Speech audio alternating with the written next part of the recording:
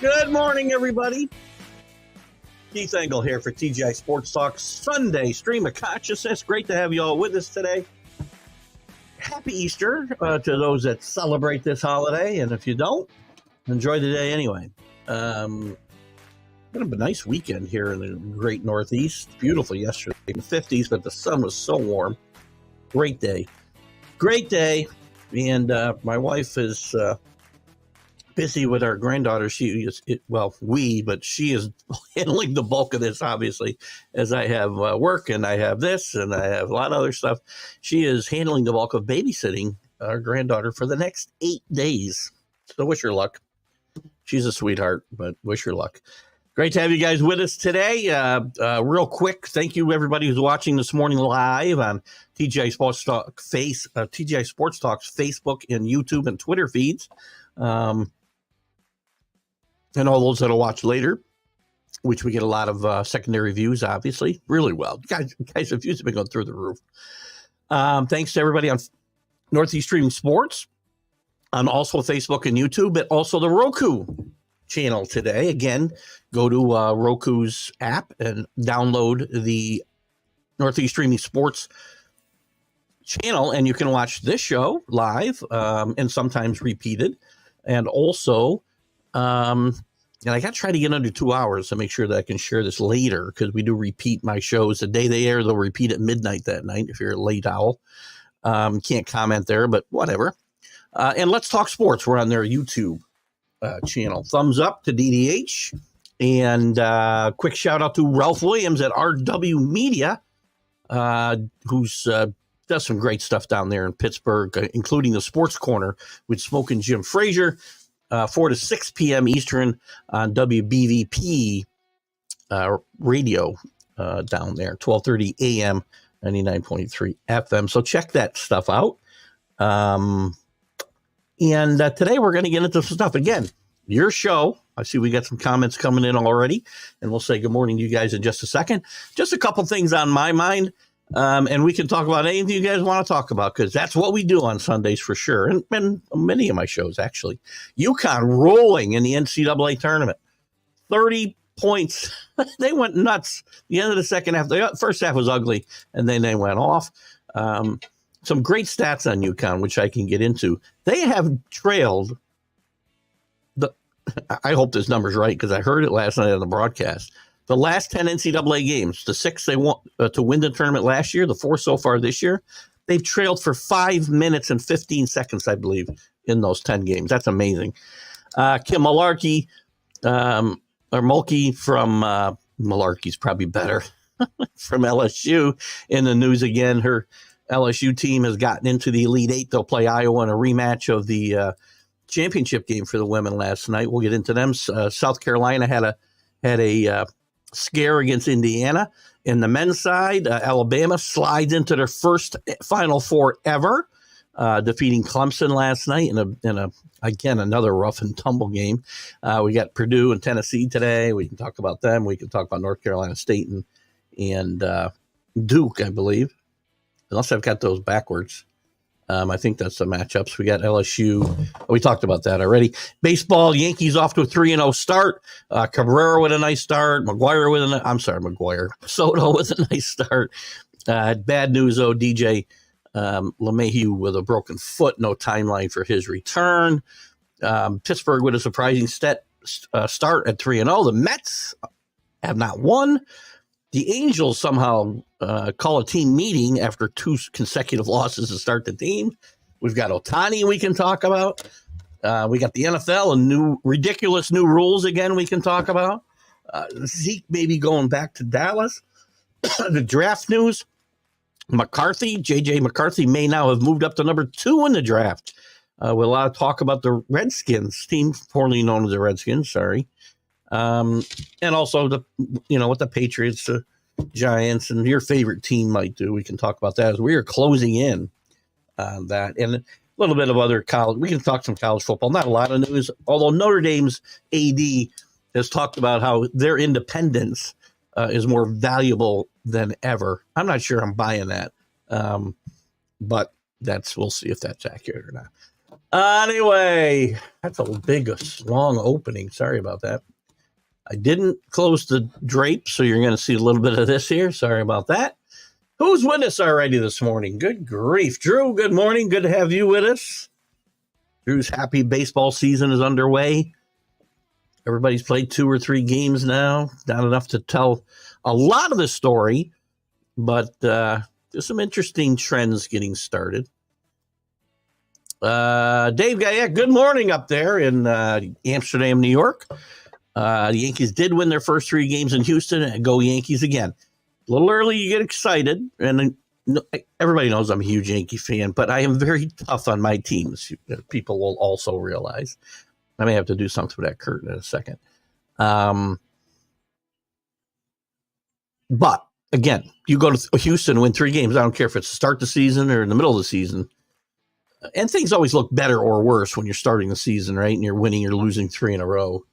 But anyway, good start for the Yankees. I'm really excited about Orlando Cabrera because he was a huge part, supposed to be a huge part of this team last year after his performance the year before, late in the season, really helping them, playing a lot of positions. And he flamed out early last year. Great to see him off to a great start here. Kenny Gifford, good morning up on the mountain. Did I get your egg hunt in? Yeah, I hunted down 2 eggs and I scrambled them. We'll probably do a little egg hunt later with my granddaughter once I get over there before we have dinner and whatnot. And we'll do something. She's a handful, man. We had so much fun with her last night. I left to come home. I was getting ready to come home, and we could not get her to sleep because I was still there. For some reason, this little girl is attracted to her grandfather, who just kind of gives her everything she wants. Yeah, good morning to Rick Sherlock up there, another Amsterdamite and former Perthite. By the way, Rick, thanks for plugging the show. And I don't know what the feed I was on the other day when somebody made a comment, and I'm not sure what the conversation was even about. But Rick had talked about that a lot of us Perthites are on former Perth graduates, we'll say. Come on, get on this show and all of my shows, but this one in particular. And I don't remember who you were talking to, but thanks for the plug. And Michaela, if you're watching, this is a prime time slot in podcasting, by the way. This is the show we get the most activity. And I know you were just being facetious, but I hope you stop in one day. Good afternoon, Alec, across the pond. Great ending to the Mets game last night. Yankees don't look like they will win a game. And the Yankees don't look like they'll win a game. I think you might miss. The Mets may not win a game. Maybe I'm misreading this. Great ending to the Mets game last night, and the Yankees don't look like they'll win a game. So, LSU versus Iowa, remake of Cons versus Catholics. LSU's got a reputation, probably well-deserved. Angela Reese is a great player, but, the type of basketball that they play. And by the way, this hit piece, and that's what I'll call it because Kim Malarkey, I think I'm going to call her Malarkey. I know that's not her name, but I think I'll call her that because I think it fits. She's threatened lawsuits, and, there's a lot of I haven't read the whole article. I read some excerpts last night while I was watching the basketball.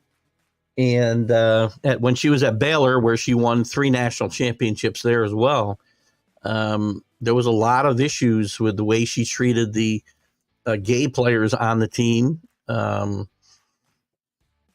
including her relationship with Brittany Griner, who you guys have probably don't have a lot of love lost for her activities and recent newsworthy stuff that's gone on in her life. But regardless, there's a lot of stuff that's gone on about Kim Malarkey, and we'll continue to follow that story as well. Chris Barry Sanders, I'm not sure. Where am I getting that from? Rough and tumble. Did I miss somebody's comments? If you're replying to Chris, I see Chris down there. I usually get, guys, if your comments don't come through, let me make sure I get on Facebook here. because I always tell people, if for some reason your comments are not coming through, message me on my messenger on my private Facebook page, not the TGI Sports Talk, but the private page, and I'll certainly read your comment from there. Rough and tumble applies to the women's game. The refs let them play. They do. Listen, they let them play in some of these college games. Every Alabama game looks like a football game to me in a lot of times. But congratulations to them to getting to their first Final Four. And again, a little bit about, I know I'm going to get myself in trouble. It's great. It's great that the women are, again, they're making advances. I'm not saying they aren't. Part of it is because women stay there and they don't hit the transfer portal or go to the WNBA early. Caitlin Clark, a great example, could have gone last year and did not. They stay in their schools and you get to build an identity and get people to follow you. In the NBA, you know who the players are because they change every year. They change teams every year. They go to the NBA every year. They after 1 year. So that's part of it. Another part of it I brought up the other day, a couple times this week actually, is the lack of upsets in this tournament. I think hurts them. The fact that NC State has gone on this 8-0 postseason run that they're on, Purdue trying to get to the Final Four and overcome the demons that they've had recently. Alabama getting to their first Final Four. UConn trying to repeat. You've got all kinds of stories and higher seeds.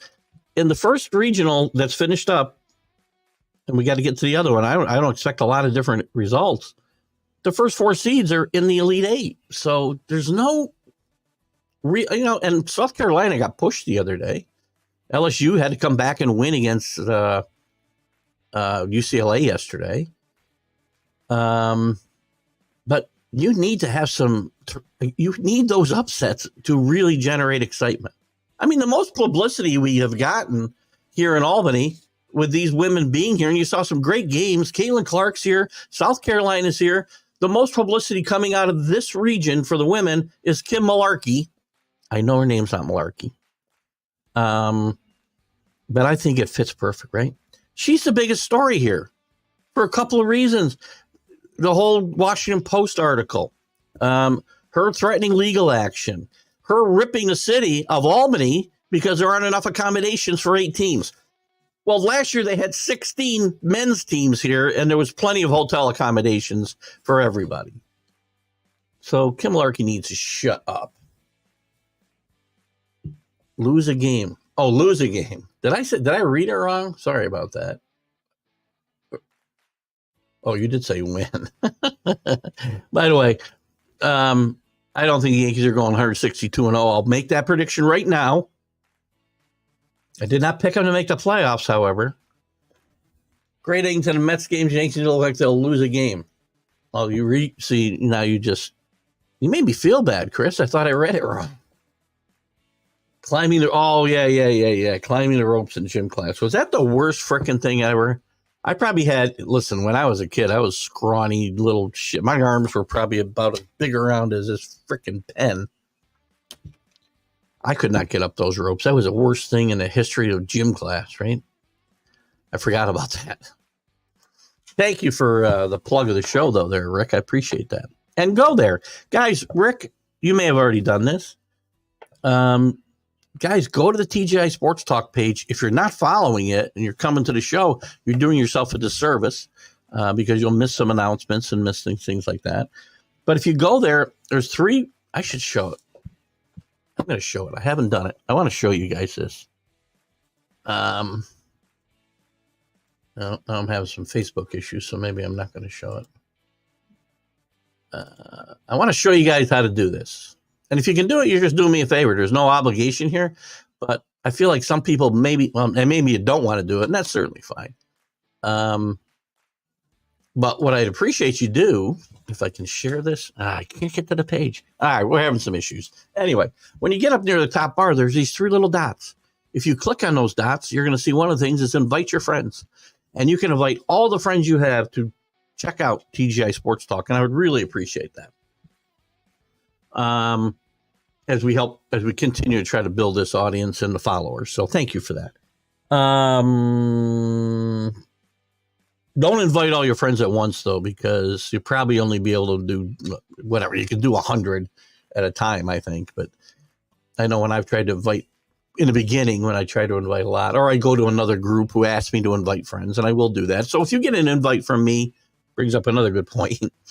If you get an invite or a invite suggestion or whatever it is to join a group, I'm trying to help that group out because they will allow me to share my show, and we get a lot of peripheral views from that, and it helps me out too. So, if you don't have to join any group, I send you a request to join or whatever it might be. But if you can do that, that'd be great because they appreciate it, and I like to help those groups out, as you see when they come on the shows here. Kenny, I missed your comment here. Between the two games, a 30-point win by Connecticut or a 4-point win by USC, which was the better watch? Again, I'm not talking about that though, Kenny. That's not. Again, you're not addressing. Obviously, a close game is a better watch. You're not going to catch me with this type of attempt, buddy. You're just not going to do it. Obviously, a 30. By the way, and watching a team dominate is not necessarily a bad watch. And I didn't watch the USC game, quite frankly, but a close game, as a rule, is a better watch. But that's not what I'm talking about. Not what I'm talking about at all. I mean, think about it. On the women's side, all the top teams win all the time. The better team always wins a game, almost every time. I told you in the first round, I've tracked it. 31 out of 32 top better seeds won in the first round. It's about half that in the NCAA men's. That matters. Again, it's not berating the game. I'm just talking about why one is still more popular. You can throw all the numbers you want at me. And when I'll start to realize that it's good? When $1 billion is getting paid for the tournament fees, like is on the men's side, then I'll say it's as popular. I know what you're trying to drag me in that conversation. And again, I've said the women's game is growing. Great focus. But, there's more publicity right now about Kim Mularkey than there is about Caitlin Clark in South Carolina. Good morning, Chris. Answer for was the best? Who was the player who wanted to keep going for another year or two? I'm not sure what that refers to. I mean, you talk about college players that want to stay? Are we talking about pro players that want to hang on? I'm not sure where the context is here, Chris. I apologize. But rephrase it and help my simple mind figure it out. Drew, a bit early, but it seems we have missed a few comeback players of the year. Haniger, well, again, I'm not going to get excited about Haniger. Haniger is he will settle into where he is. Conforto's a good one.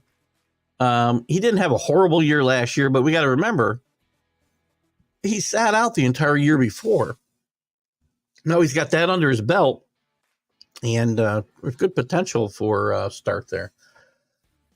Jordan Hicks, I did talk about how much I liked him. I did not put him into any comeback player of the years. And Garrett Crochet, I think you talked about him. Looked like legitimate starters after careers as relievers. I like Jordan Hicks when he's with the Cardinals. I thought he's a bit overlooked, a lot of talent. And again, it's short. They got one start, right? So let's relax.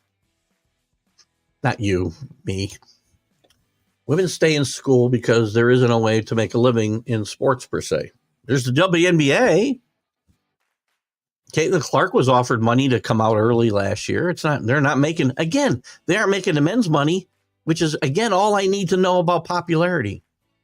Go watch Bill Burr. If you don't know Bill Burr, the comedian, go watch his comedy or pull up his commentary on women's sports, and you'll understand part of my argument. Nobody's watching in the pros. WNBA doesn't fill arenas, right? They don't have a huge TV contract.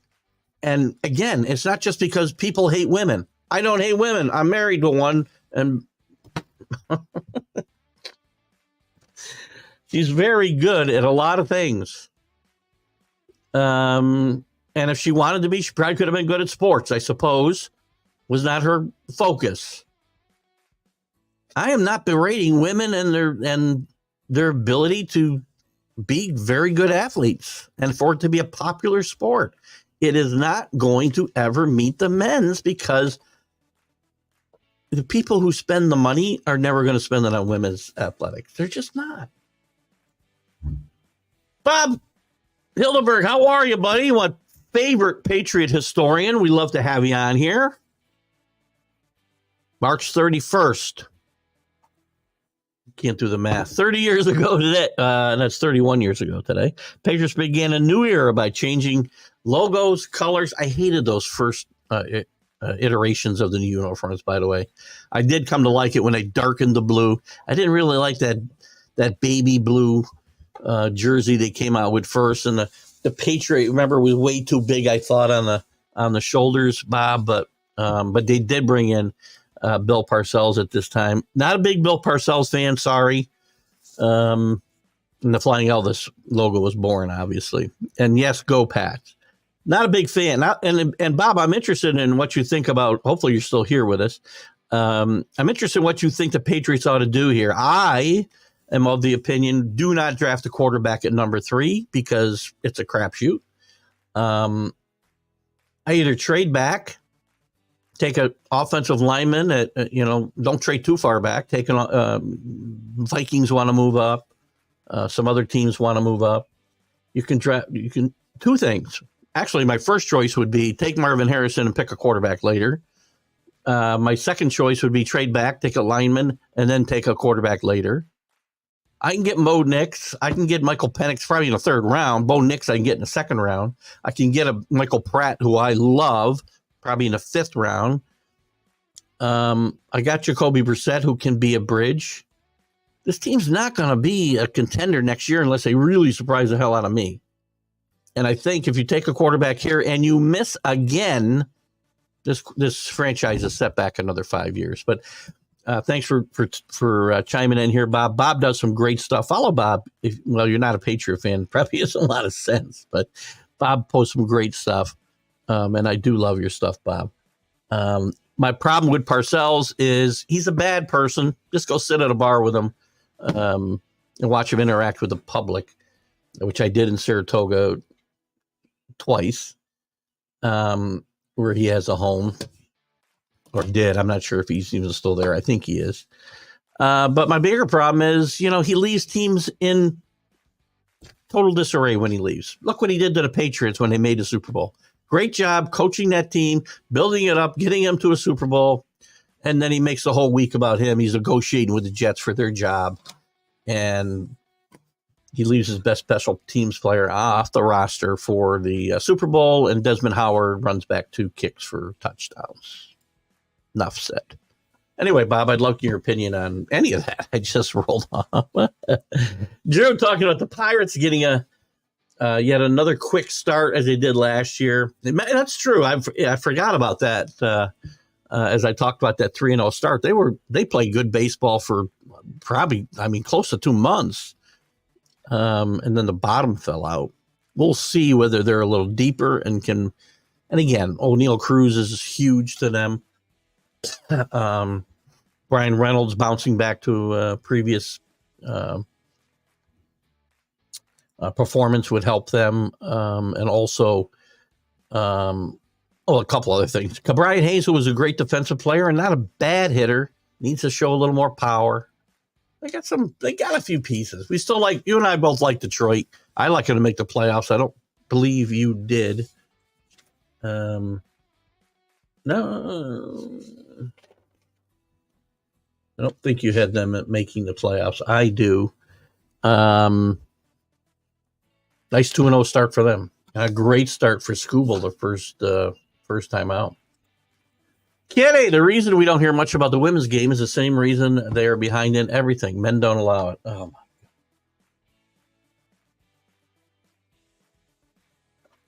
I don't agree. There's plenty of publicity out there for the women.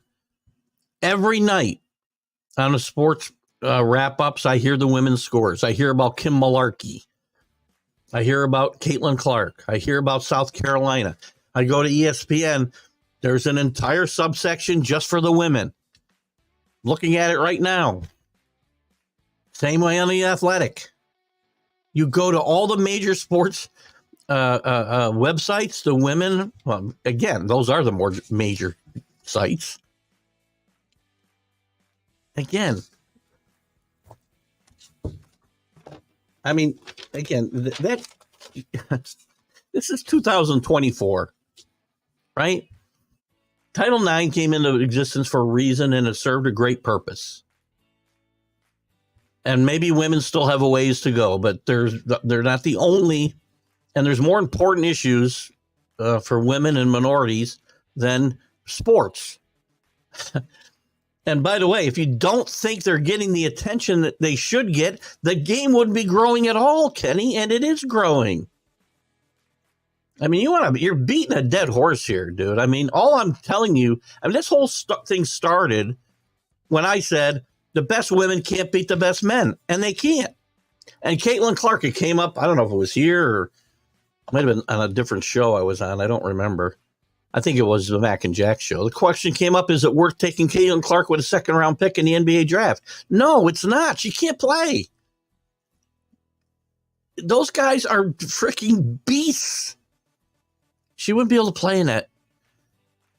She struggled against Angela Reese, who beat her up last year in the final, if you remember. Again, Jesus, I come off as some kind of misogynist here, and that's not the case, man. I'm just looking at the world through real, in reality. This is the way the world is. They can play well within their own realm, and they're getting popular. They won't be as popular as the men because there's more men watching sports, number one. And again, if you're telling me that they aren't going to get the big contracts because the men executives are never going to give it to them as far as TV contracts and such, I just don't agree. And again, it doesn't mean my opinion is perfect. Give me 2 seconds here, guys. I'm going to pop off here for 1 second. Turn my camera off. I'll be right back. I want to do something real quick.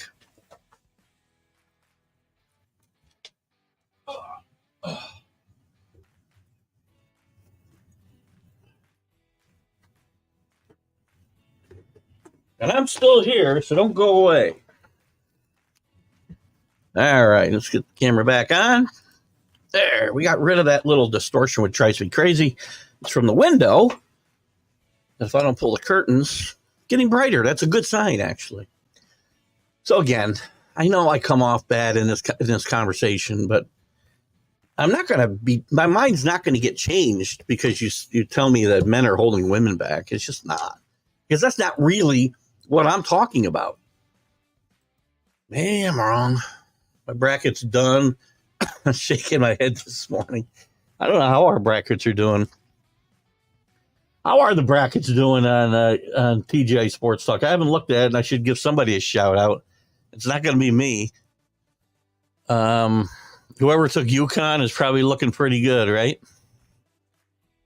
Let's take a look at this real quick. I got to find let's find this real quick. I'm hoping Bob's still here and giving us some, oops, shit. Oh, said a bad word, Keith. Said a bad word. Can't do that. I can get a total of 540 points. I'm still in third place somehow. I got one team left in the Final Four. And I got Anthony, you're actually still ahead, 680. Rick is at 680, 660, it looks like. Keith is at 540. I can get no more points. So I'm done. Rick's got a possibility of 1220 looking good, unless UConn. If UConn goes down in the second round or the next game, I would say, Anthony, you got a shot. He's got no shot. Poppy's picks, I'm not sure who that is. He has UConn. Probably still a shot with 11, with 10-10 ability. Everybody else is out. Neil can get 560. Allen can get 940. I suppose he's got the Huskies to win as well. So there's some possibilities there. Anyway, good stuff. Chris, what do you got for me? Tough demands. I think Dwayne Johnson was once cut from the Toronto Argonauts tryout camp. Dwayne Johnson did play football at the University of Miami and wasn't a bad player, just not pro caliber. And I think he's done okay for himself. I'm not sure. I'm pretty sure not playing pro football has probably worked out all right for Mr. Johnson. Listen, we talked about Miami. I think Miami will finish ahead of the Mets. I think the Mets are awful, and I think you saw, and again, it's only 2 games. You get 1 hit in the opener, bad sign, man. And it's early. They're 0-2. Miami's 0-3, but I don't think Skip Shoemaker is repeating for sure as manager of the year. It's a good team. Miami's got a really good pitching staff. They're not enough offense, and their defense behind this great pitching staff. I never understand what's the point of putting together a great pitching staff and have just a horrendous defense behind it. And they got one of the worst infield defenses. They probably have the worst in baseball, maybe one of the worst in history, which is a bit of hyperbole, I'm sure. Orioles look amazing. Gunnar Henderson is the real deal. I agree, Anthony. Good morning to you. I didn't say good morning when you got there earlier. Nice start for the Orioles. I picked them to win not just the East, not just the AL pennant, but the World Series. Anthony and Kenny, they were my pick to win it all. And I believe, I can't read my writing real quick, so I got to rewrite this, Drew, because I don't have your pick here. And again, you can check out that MLB preview show, but unfortunately, because of Keith's screwing around with the audio, it's not the best quality, unfortunately, and I do apologize for that. Trying to read. Actually, I think you have the Braves beating the Orioles, if I'm not mistaken. I got to reread this and try to write it so I can read it quickly. Surprise team with the biggest run differential, the Guardians. Yeah, that's definitely going to be too early thing for me. As an advocate for women's sports, and again, it's not that I'm not an advocate, just to clarify, only because, I know you're not pointing that at me, I don't think, Alec. Maybe I come off wrong here. I don't know. Maybe I don't express my opinion on this, and maybe I get a little wound up because of, the constant whatever. I mean, I certainly don't get offended by stuff. I don't care. My opinion is what it is, and I'm not going to change it. I can change my opinion. I don't change it just because, somebody thinks I should. I need to see results. Anyway, Alec is an advocate for women's sports. His wife is a soccer player, and is better than he is. One thing everyone needs to understand is that it's a different sport completely than the men's game. Thank you. And again, that's where this whole argument started, remember? And I think where I was, kind of positioned as a misogynist, as I said, women can't compete with men in nearly every sport. Bowling, maybe they can. I don't know. I don't even think in bowling they can. Somebody's going to tell me bowling's not a sport, and I'll disagree. Golf? No.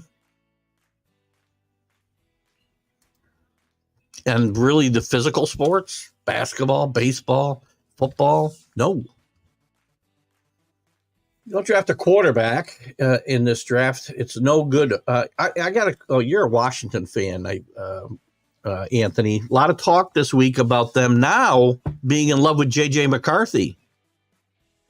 And that Jaden Daniels could fall to 4. And the first 4 picks could be quarterbacks if the Cardinals were to kind of move around, which is still a possibility. But a lot of talk about J.J. McCarthy, who was late first round, middle first round, top 10. Now they're talking about him in the first 2. And Jaden Daniels. And what's up with that picture with his elbow? Did anybody see this picture of Jaden Daniels and the elbow when he's like it? I'd be a little worried about that. If you draft a quarterback in this draft, it's no good quarterback really coming out next year. It's because no good quarterback coming out next year. If you don't draft a quarterback, I see. I didn't say, again, as far as the Patriots go, drafting a quarterback. Yes, I'm drafting a quarterback later. I'm just not drafting one in the first round. Too many busts, man. Guys don't work out. Look at the last few drafts. How many guys have really worked out? I like J.J. McCarthy. I really do. I think if the Patriots stay in 3 and they want to take a quarterback, he might be the guy I take. Because Drake May ought to go 1. But there's a lot of talk about your team and J.J. McCarthy, Anthony. There's JB from the Back It Up Binge podcast. Check out his stuff. Morning to you. Happy Easter to all those that celebrate, as I said as well. Good to have you with us today, JB. In the 2024 season, New England will have $200 million in cap space to get a quarterback next year in free agency. Also, and this will blow Kenny's mind, and again, this is floated by Nick Wright, who, in all fairness, floats a lot of information that I think is designed to create conversation, if you will. There's some talk, though, that the Patriots may be positioning themselves for Dak Prescott. Maybe not in free agency, maybe even in a trade this year. I was asked this question, I think, a while back. Would I be okay with Dak Prescott playing with the Patriots? And I would be. Probably over any of the rookies this year. Now, I got to pay him, but I got plenty of money next year, as Alex says. So this is a 24 season coming up. They had $100 million this year. I don't know. There's nothing to say I can't do both things, by the way. There's nothing to say I can't draft a quarterback late like a Michael Pratt from Tulane and still try to make a move on Dak. Problem is, if I got to have Marvin Harrison. I've got to have some pieces on the offensive line, and I've got to have some receivers for Dak to be able to throw the ball to. Now, he'll improve some of the guys that are there, and I know Kenny's going to tell me he stinks, but it's funny. I've got other guys telling me how good Russell Wilson is. If you're going to tell me that Russell Wilson is better than Dak Prescott, then I'm going to say you're nuts. The WNBA offers tickets for free. Offers Rick tickets for free to come to the Mohegan Sun games. I'd rather go to a cornhole tournament trying to regain my love for the NBA. And I'm the guy who gets beat up here.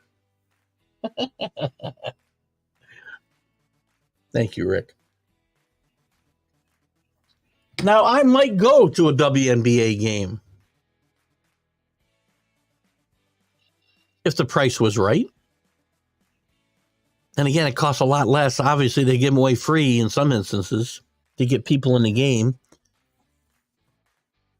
You're not getting NBA tickets free to go to Mohegan Sun, I can tell you that. Astros tied with the A's. That won't last. A's, by the way, have now come to I don't know. Aren't they supposed to move to Vegas next year or the year after that, I think, maybe? But they just signed a 5-year lease with Oakland. The Oakland Coliseum in the city of Oakland. Why? I'm missing something here. Let's see. There's got to be some out here, right? Let me look at this quick. See, they'll present. I'm sorry. I thought this was a done deal. To present the A's with a 5-year contract with an opt-out after 3 years, which is when they would need to go. Here's the thing. Maybe the A's ought to go play at some high school field for the rest of the time in Oakland. For the amount of people they're going to get at these games, they couldn't draw people there, and that's why they're leaving, Oakland fans. They're leaving you because you didn't come out and support the team.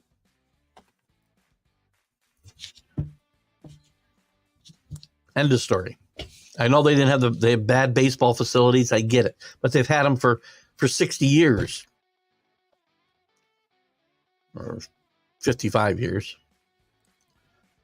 That's never changed. And maybe that should have, but I don't have a problem with cities saying we're not going to, supplement your success by building you a $1 billion stadium on my dime. So anyway, they do need a place to play. There was talk about them. I don't do they need to stay in Oakland Coliseum for the next 3 years, 2 years, however it's going to take before they get to Vegas. I don't think they even need to stay there because there's not going to be enough people interested in going to games. They didn't support them when they were there and staying there. They didn't support them when they won. Maybe in the playoffs. Oh my God. So I'm the reason that women's sports aren't above men or equal with men. I'm the reason. Baby boomers are the reason.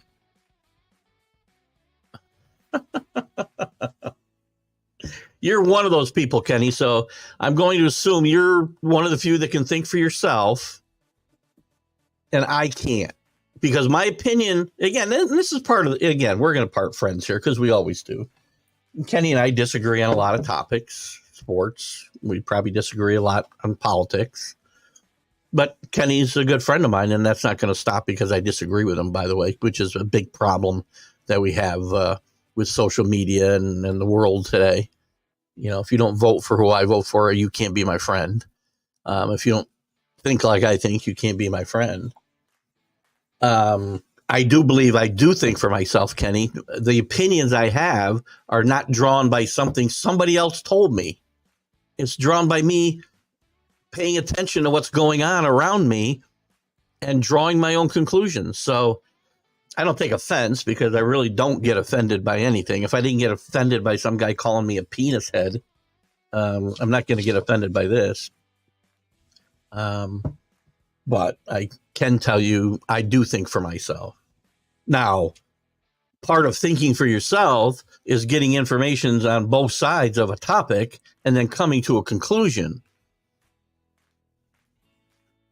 I don't just go to one place looking for my information, no matter what we're talking about. So, again, I won't be offended by that, but I don't know why you would want to, baby boomers only made, we're the second greatest generation here, by the way, in my mind, the second greatest generation, not the best. If you think the next generation is going to do better, and again, I'm not going to tell you that the entire generation after Generation X? I don't even know. All I need to know is some of the people that I've had to deal with in the workplace and in life. And if you think things are going to get better because people are going to think outside the box, you're wrong. All they care about is what you can do for me. Anyway, that's another conversation. How about a Rosarina going yard and then signing autos in the locker room during the game? He's an idiot, right, JB? This guy, him and Adolis Garcia, you talk about guys who don't get it. I'm surprised he wasn't signing him while he was circling the bases. He's got this 10-minute home run trot. And these guys, to me, they cheat the game. They're so good. But they either don't hustle or they do stupid crap like this. Anyway, to my point, if a man and a woman are in the same jobs, who gets more money? Well, again, I think it depends on the company. I know the company that I work for, women, there are a lot of women who are just in the same positions as men, right? At different tiers, who are probably, again, I don't know this for a fact, but from what I have been able to gather, are paid the same kind of money. Unless experience doesn't warrant it, performance doesn't warrant it. You can go to New York State. You can go look up what state payrolls are. And again, states can't get away with it, not paying them. I get it. You're talking about the private sector most likely.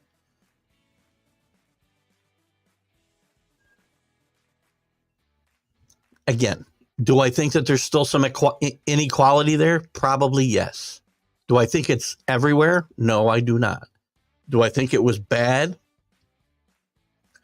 until the last 10 years? Yeah. There was certainly inequality there. But if you can't tell me it hasn't improved.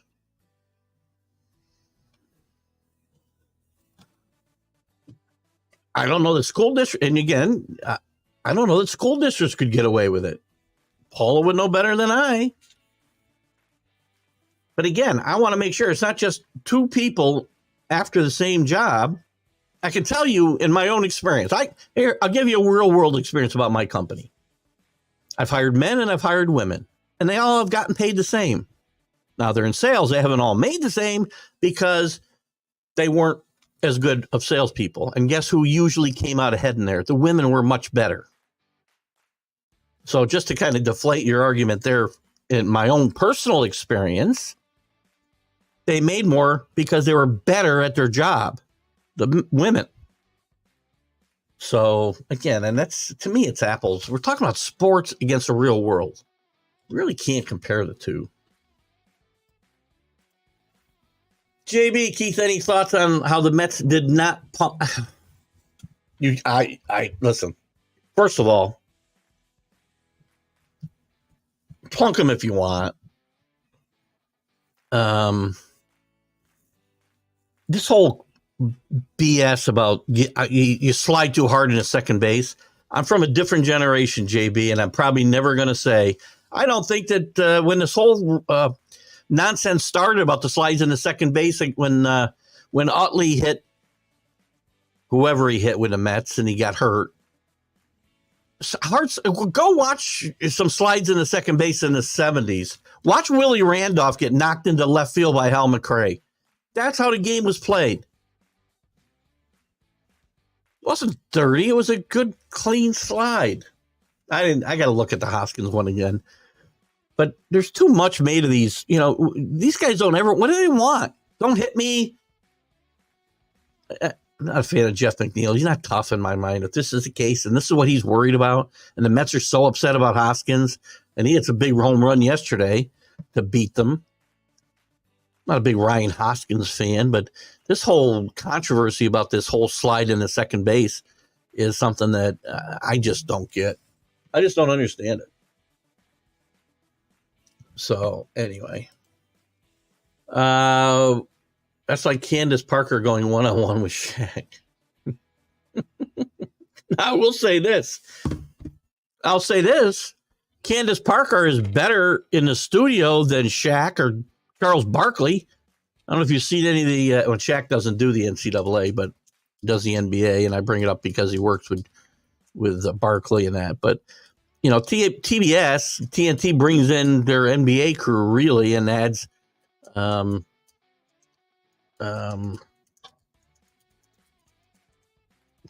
Kellogg to the coverage. And those guys don't follow college basketball. And I can tell you, Candace Parker is better than any one of those guys in the studio. She ain't going to beat them on a basketball court. And she's a great player. Great player. Candace Parker is a great women's basketball player. I know who she is. So it's not like, and people do know who she is, or she wouldn't be on TV. So again, I think this defeats Kenny's argument a little bit as well. Kenny's bracket was busted after the first round. Mine was probably busted early on too, and Auburn lost to Yale in the first round. That was my winner. But even so, if I'd gotten 3 to 4 teams to the Final Four, I'd been fine. But Marquette kills me here in the Elite Eight. Gonzaga kills me in the Elite Eight. And North Carolina kills me in the Elite Eight. So it was tough. You're Poppy. All right. I should have figured that out. I don't know how I didn't. But thank you for clarifying. It's not a pretty bracket. Our winner is not. Well, we still got 2 guys with a chance to have the national champion. 2 or 3. So congratulations to them. And they're probably going to win because UConn looks so good. So good. Ugh. When you talk with the camera out of it, it was sweet. Wizard of Oz type feel. Well, people tell me that I should probably work without a camera more. I don't know what the hell that's all about. Thank you for Chris. Thank you for that, Chris. I think when Mookie Betts' career is over, we'll start hearing more about his bowling. Chris has got a pretty good sense of humor, by the way. Thank you, Chris. Yes, Mookie Betts actually he's a good bowler. There's a couple of guys. Who's the NFL guy? Jerome Bettis was a really good bowler. I was a really good bowler. I hated the game, though. I'm like Anthony Rondon. I hated the game. I came back. I bowled my whole life. Bowled 3 nights a week. Got really good, and I just got bored with the game. And I quit for 17 years, and I started bowling for my wife in a mixed league. And it was 1 night a week, and I still found a way to average like 195. But I hated it. I hated every second of it, other than the fact that I get to spend time with my wife. So when COVID came, I found a way not to bowl anymore. Just saying. What is everyone worried about 0-3 when they have 150? I'm not worried. I'm just pointing out. That's all. Again, and I think I said somewhere in this broadcast, Kenny, I think, maybe at the top, so some people might have missed it. Again, you go 3-0 or 0-3 in the middle of the season, nobody's going to even notice, right? But you do it at the outset and people notice. Even if you lost the first 6 or 7 games, good teams, go into a slump and lose, 5, 6 games in a row, 6 out of 7, 7 out of 8. And you don't notice it as much when you're 50, 60, 70 games into the season or more. But it again, you got to talk about something. And the Yankees getting off to us. Listen, the Yankees going to Houston and winning 3 is big, whether it's opening series, or later. The Astros have had the Yankees number more often than not the last 5 years. And I think and the Yankees have looked good doing it, right? Nestor didn't pitch great. The bullpen's been pretty good, I think. Soto's hitting the ball well. I think a lot of, I will say this about the Yankees and Soto, a lot of hyperbole was put to the throw that he made to keep the Astros from tying the game in the opening game. To me, it was just a simple Major League Baseball play where that guy was out by 5 feet, and the throw wasn't that great. The throw, if you look at it again, the throw is up the line and kind of short, and Trevino makes a great play on it. And again, he threw the guy out of home. Thank you. And he's not a good defensive player, which is maybe why. And some of the headlines were like, Soto makes an unbelievable play to save game. What? Alec, I know this perfectly well, but to get a rise out of Keith is worth my time. See, this is what I'm talking about. It's starting to lose the luster for me, though. I mean, it was a good effort, Kenny, with the baby boomer thing. Because you did a great job of passively aggressively telling me I don't think for myself. Because you included the entire generation and not just me. So that was well done. You think Iowa, well, I think you're asking me is Iowa going to have a problem with LSU? Well, they lost the championship game to them last year. These are, again, very close to the same teams, at least at the top. LSU is really good. LSU plays a type of game that Iowa has shown they struggle with, that aggressive. I'll call it aggressive. Some of you may call it something different. So it's possible that they'll have some issues. We'll see. Iowa obviously is going to want to show that they're a better team than what they showed in the championship game last year, and Caitlin Clark is playing out the string of her senior year last year in college. I don't know. It's funny, too. We're talking about women staying, and I'm sure there's instances where they are, or where this has happened, but I don't hear instances where women are there 6, 7, 8 years. Something Kenny, I know, has a problem with the men. And maybe there are instances of this. I mean, I told you about a kid playing for the Hurricanes this year, I think a tight end, who's on his 9th year of eligibility. How could that be? What's he, 28? We'll talk more about that as we get closer to football season for sure. But just you see kids all the time with 5, 6, 7, even 7 years. Some of it was COVID, I get it. But now you can redshirt kids twice, I think, and they could have played 4 or 5 games.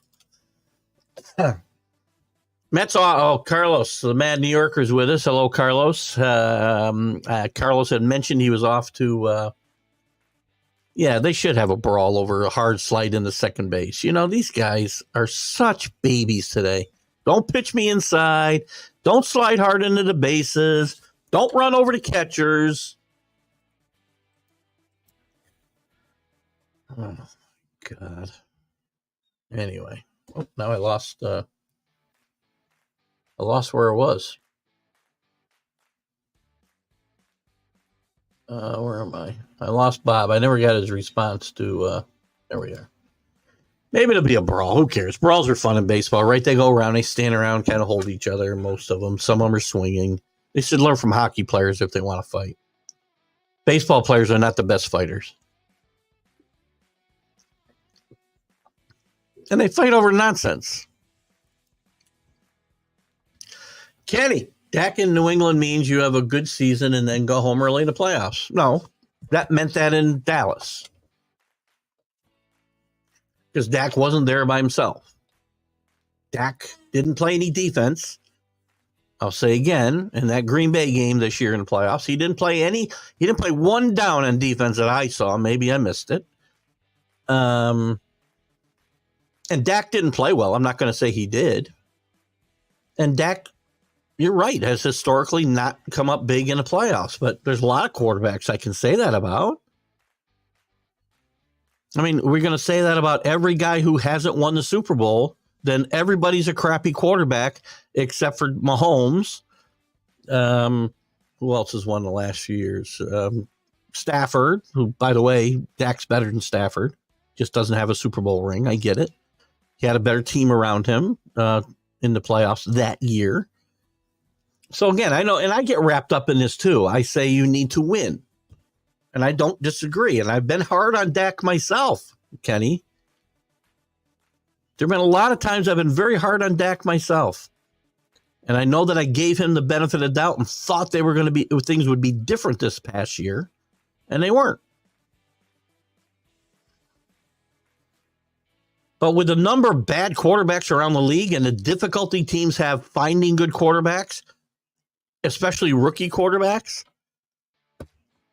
I would roll the dice here. Because change of scenery means a lot of things.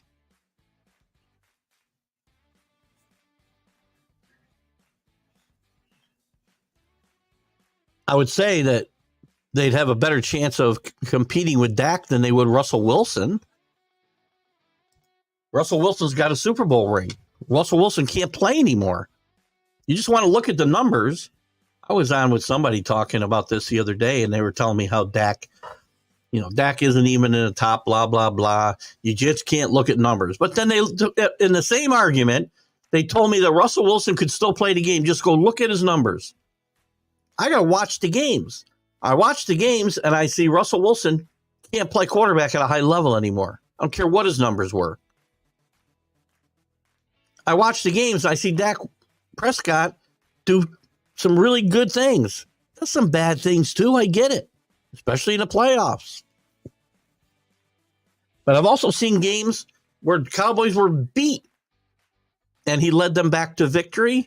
And if he didn't lead them back to victory, he led them back into going ahead. And that defense, that great Dallas defense that I keep hearing about, cost them the game. Think about the Dolphin game last year.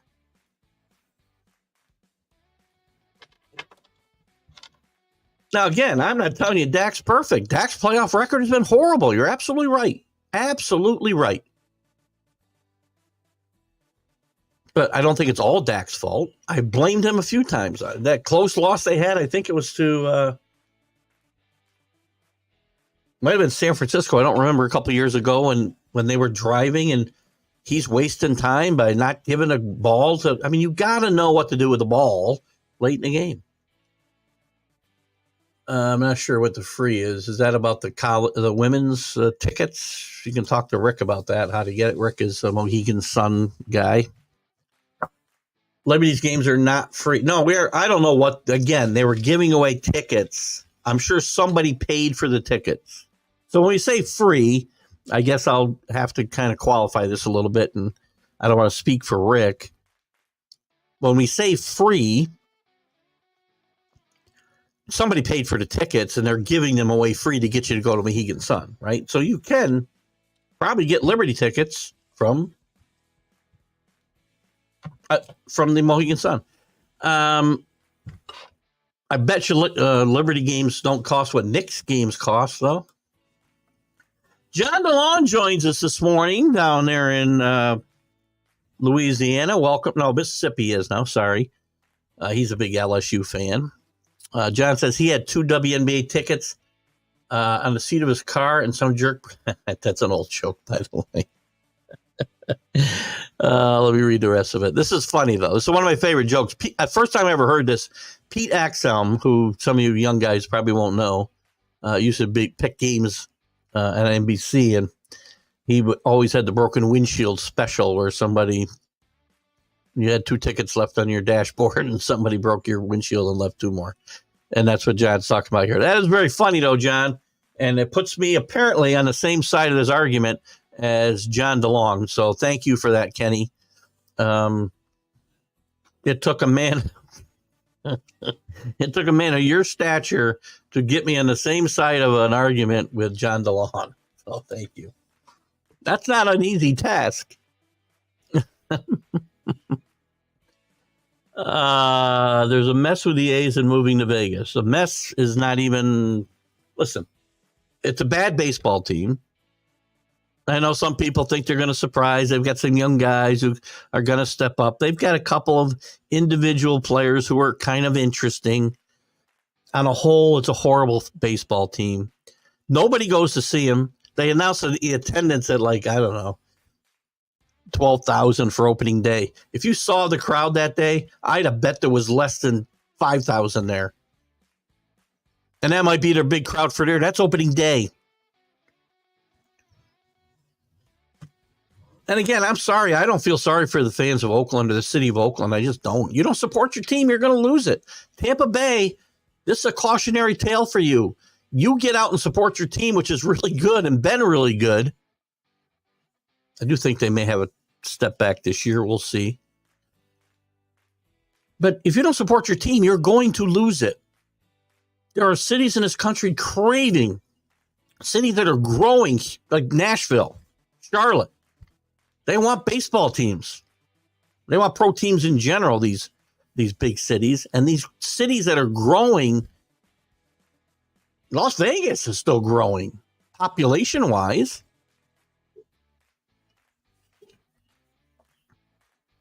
Saw a picture from the 50s of the Vegas Strip. You should see it. It looks like it's about, and it probably is, about 3 square miles in the desert. Now it's totally different, obviously. But if you don't support a team, and Oakland's never supported his team, not the way when they've had winners or losers. They won 3 consecutive World Series in the 70s. Opening night, they'd have 7,000 people. They'd average 15 to 20,000 during the regular season. They'd fill the place for the playoffs and the World Series, of course. Support your team or it's going to go away. I know the argument will be, well, the facilities suck.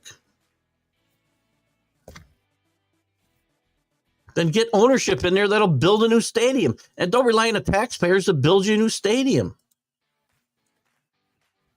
Rick, one of the apartments we looked at in Philly was right next to the Rivers Casino. There you go.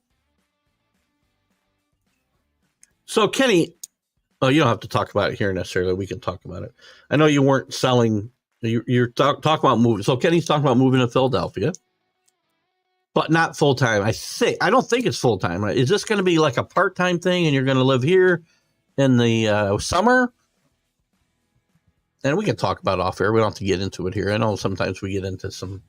It's a stream of consciousness, man. A's have 12 guys in the minors, including a few in the majors. A's have about 12. They have a lot more than 12 guys. Maybe you're talking about guys who can play.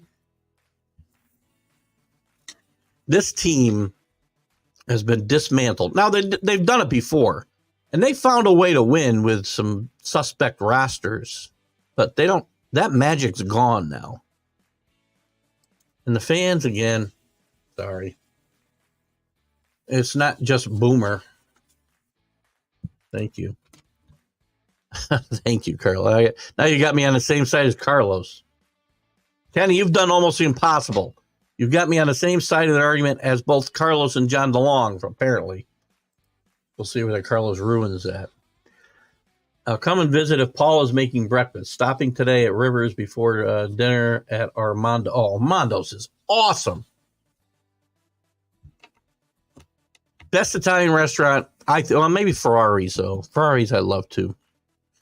I don't know if you've been to Ferrari's, Rick, in Schenectady, but it's really good as well. But Armando's is one of our favorites. In fact, the owner lives right across the street from my stepdaughter and son-in-law.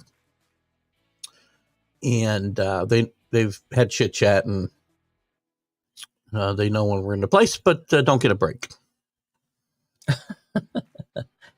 But I will tell you, the Brujol at Armando's is to die for. Cut it with a fork. Love the Brujol there. This is, I hate to even go down this road now with Carlos, but the door's open. I can't just shut him out of the conversation, or can I? It is my show. Although I do promote it as your show. But every day, I read media and marketing.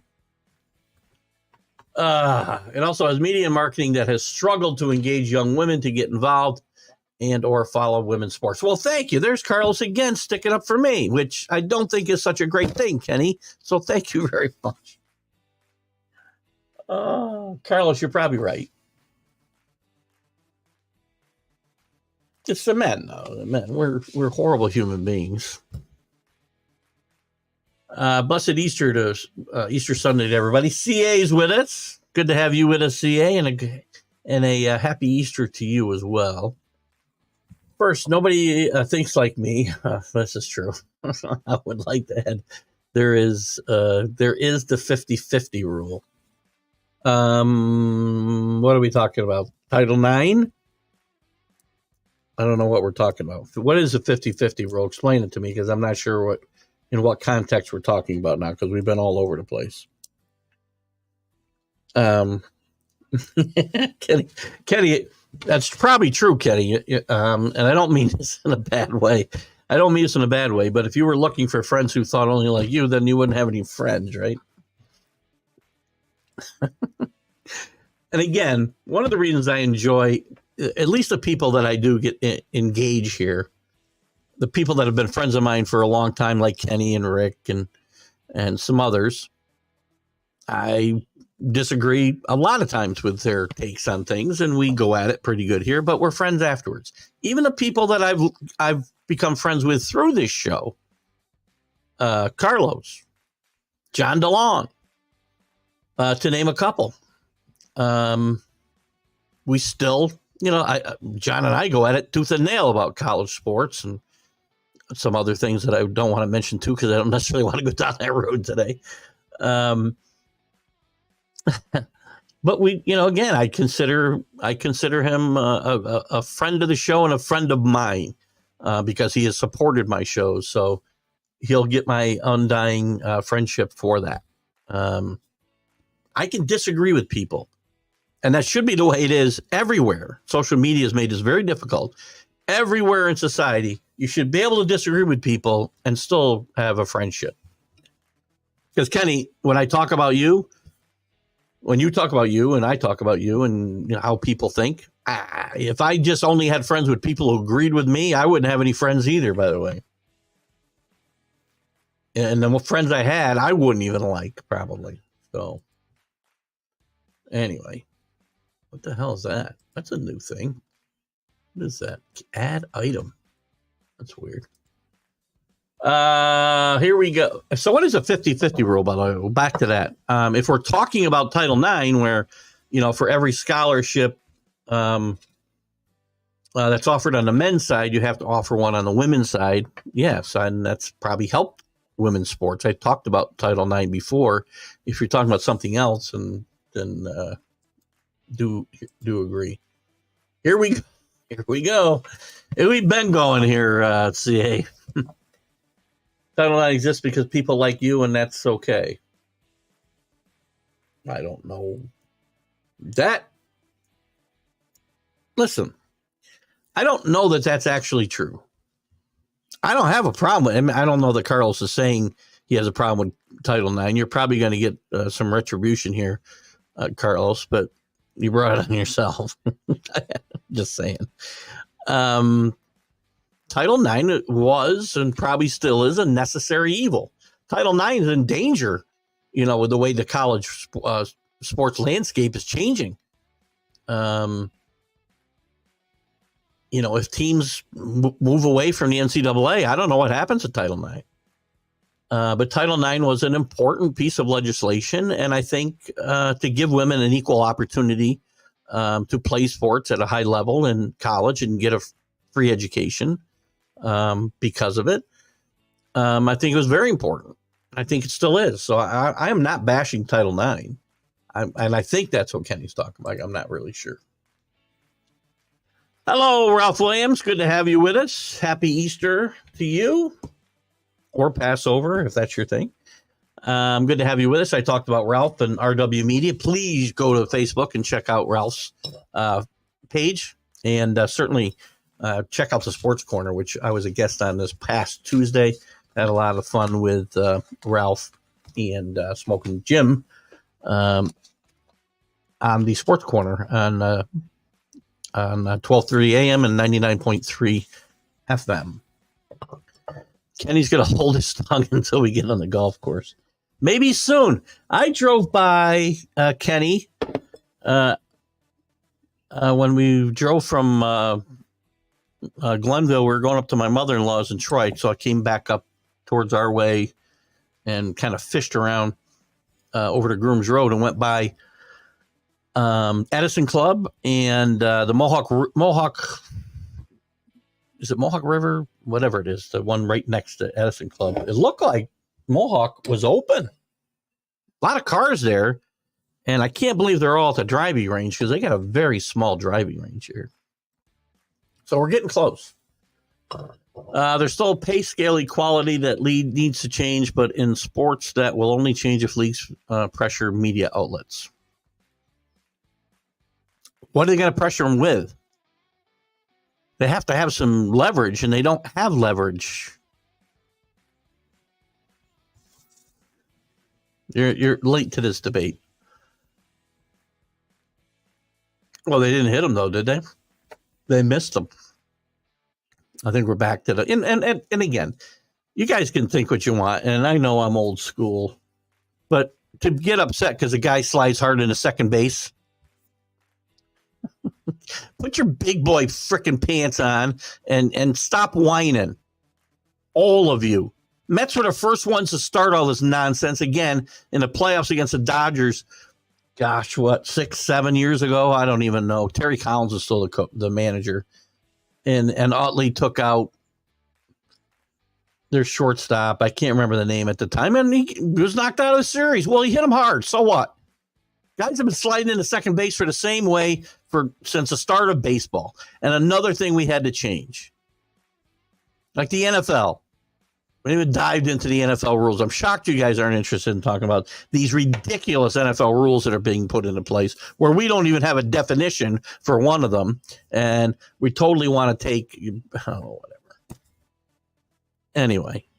The fact that they felt the need to throw at him for sliding hard into second base is BS to begin with.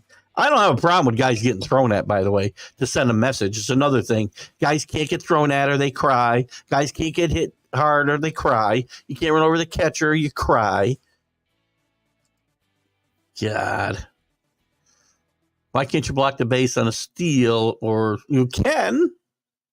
I don't know that there's a rule that says you can't. People don't. I mean, I've seen lots of times. I used to do it at third base. I would put my knee down in front of him so he couldn't get to the base. Now, I had the ball usually at that time. But I think you can.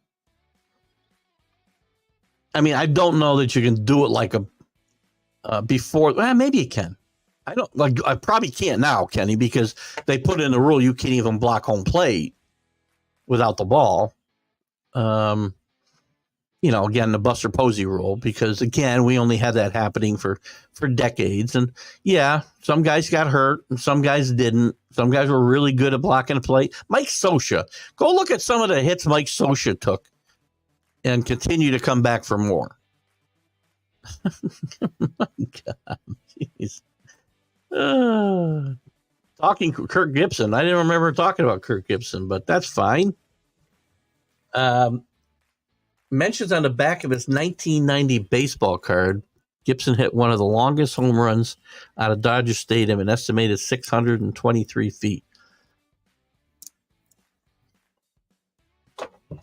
I'm going to challenge that fact. Not that it's on the card. I'm going to challenge the fact that Kirk Gibson, who could hit the ball a mile, by the way, ever hit a ball 620 feet. I mean, the longest, what was the one that Mantle was in Washington was like 660 feet or something. Now, maybe if you're hitting the pavement, it keeps on rolling. But I don't know how sometimes they make these estimates. When Reggie, there's some balls that Mantle hit that they did an estimate, it hit a facade or whatever. And they would do an estimate of how far it would have gone. Well, how do you know? They did that when Reggie hit the transformer in Detroit in the 71 All-Star game. It would have gone X amount of... How do you know? Now, can a ball go 623 feet? If it gets some help once it gets out of the ballpark and doesn't, hit a car or just hits the pavement and keeps bouncing, probably go 800 feet. I don't know. But Kirk Gibson could hit the ball. Injuries, Kirk Gibson got a slow start. And people don't remember, Kirk Gibson played two sports, was a two-sport star in college. He was a star wide receiver for the Michigan State football team. And there was a lot of question about whether he was going to go play football or go play baseball. And early in his career, I think a lot of people thought he should have played football. But he became a really good player, and injuries derailed that career. But he hit one of the clutchest home runs ever in the history of the World Series, which I'll never forget. There's only a bat in that World Series. He could have been the MVP. He should have been the MVP of that World Series just for that one at bat against the A's. He showed the Dodgers they could win. That's right. If you're going to prove it on the field, well, that's right. If you're going to if you're going to talk, prove it on the field. And now that both are under the scope, Mets should step up and take at least one game. Good luck with that. And I don't think the Brewers are a good team. We talked about it in the baseball preview.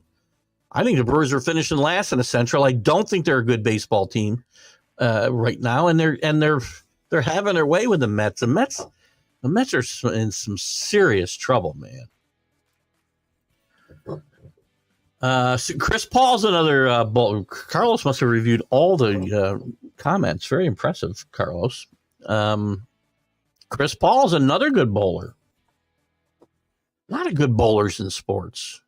Maybe Mookie Betts will go on the senior professional bowling tour when he retires. Maybe Chris Paul will. I'm not. I used to love bowling. Then I hated it, and I still hate it. I hope my wife's not watching. Sparky Anderson talking to Sammy Sosa about hitting. You couldn't hit a breaking ball with a guitar.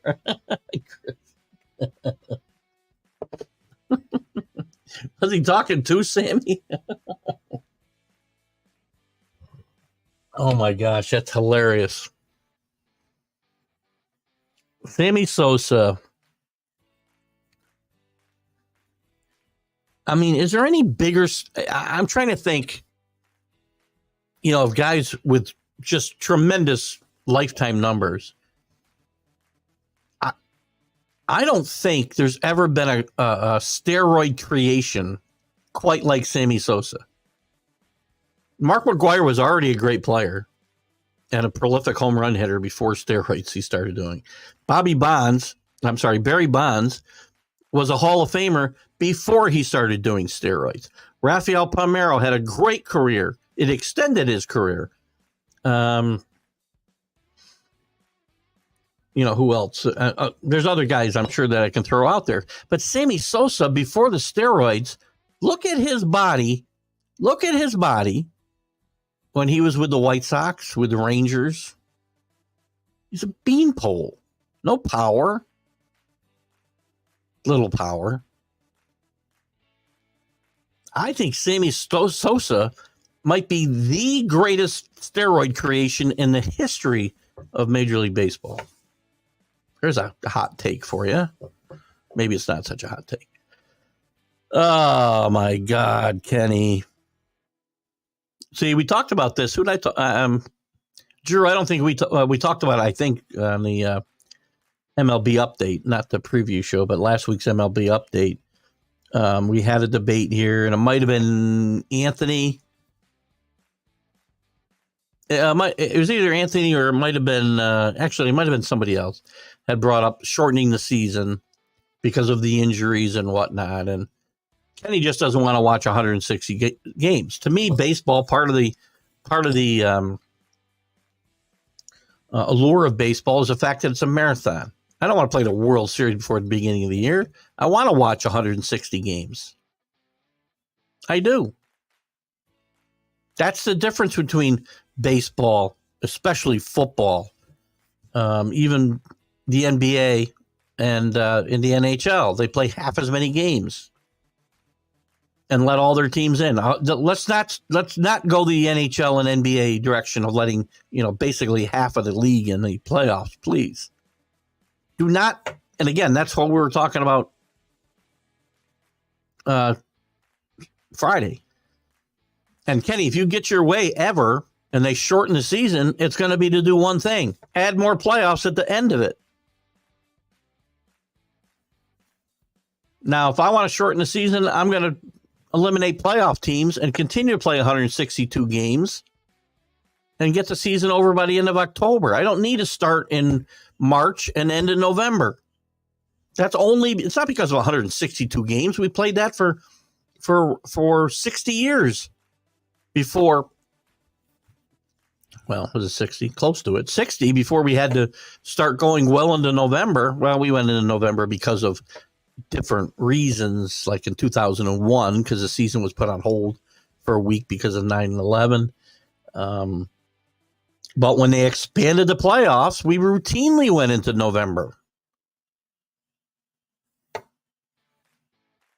Maybe we should go back to 154, which I'm fine with, and have two leagues, and the winner of each league gets into the World Series like the old days.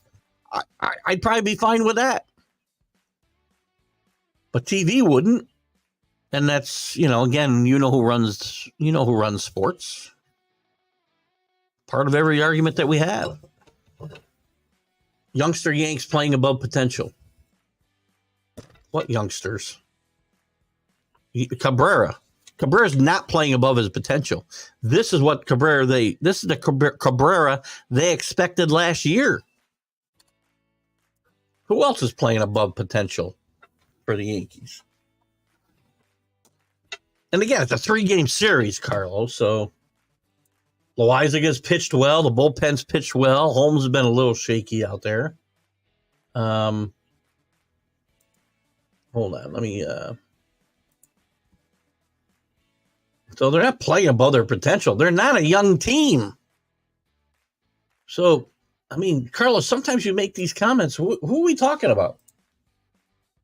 Who are we talking about? We're talking about young guys. Cabrera?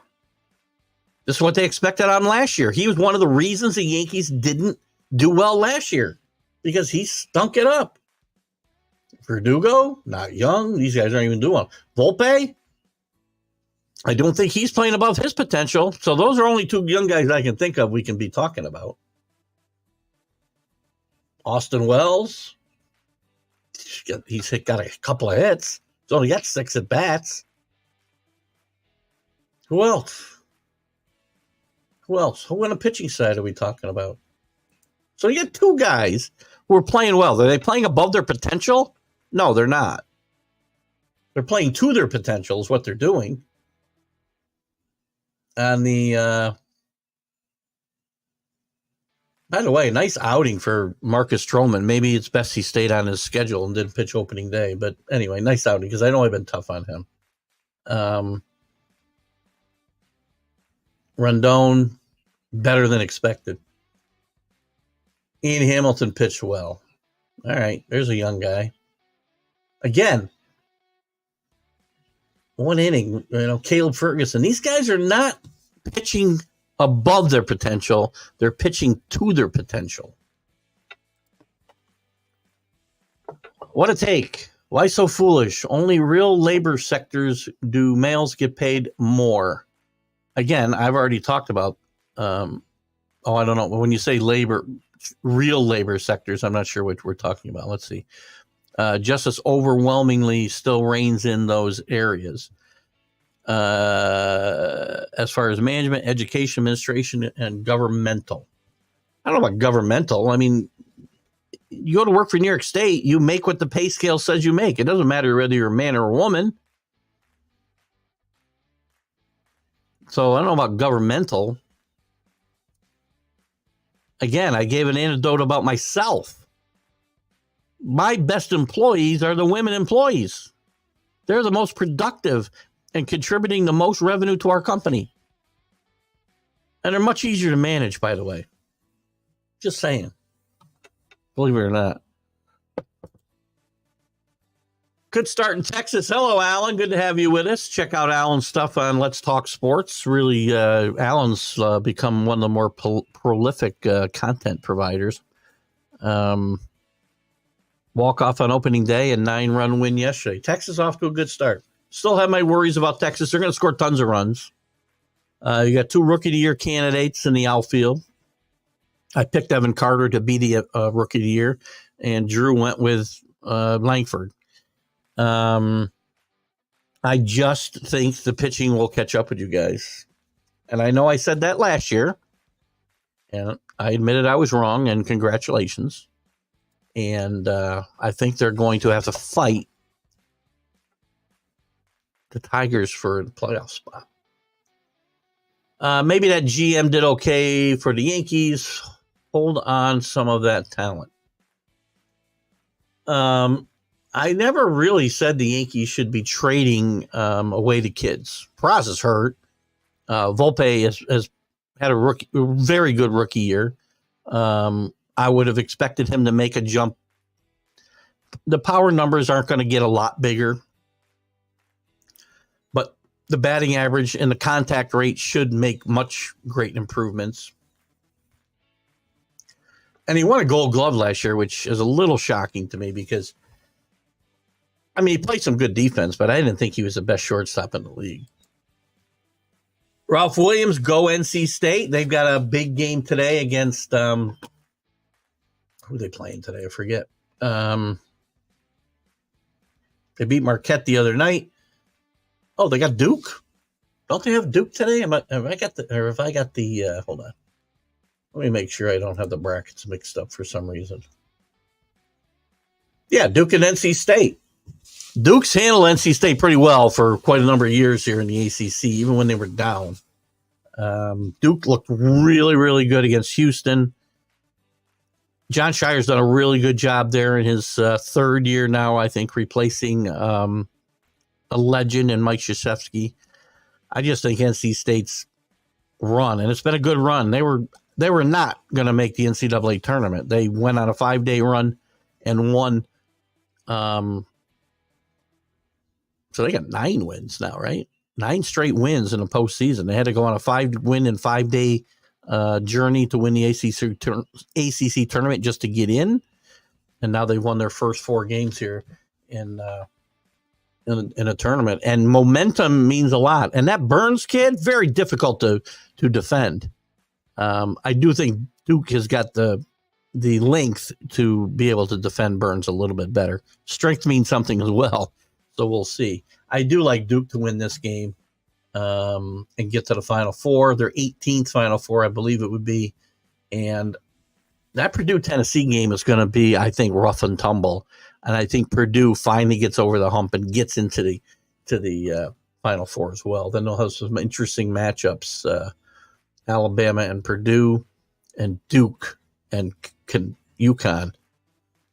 You know, people have talked about, and Rick talked earlier today or on Mac and Jack show, I don't know which, about seeing that UConn-Purdue matchup in the final, and Purdue might be able to beat them. I think maybe Duke has got the best chance to beat UConn in the Final Four. We'll see. I said it was going to be a tough UConn. I said it was going to be a tough task trying to win back-to-back, because nobody's done it since 2004-05 with a Florida team led by Billy Donovan. In fact, they're the first defending champion to get to the Final Four since 2007, 17 years ago.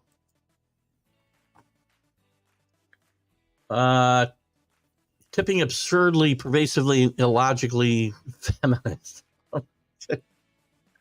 Oh, we might have opened up a hornet's nest there, TCA.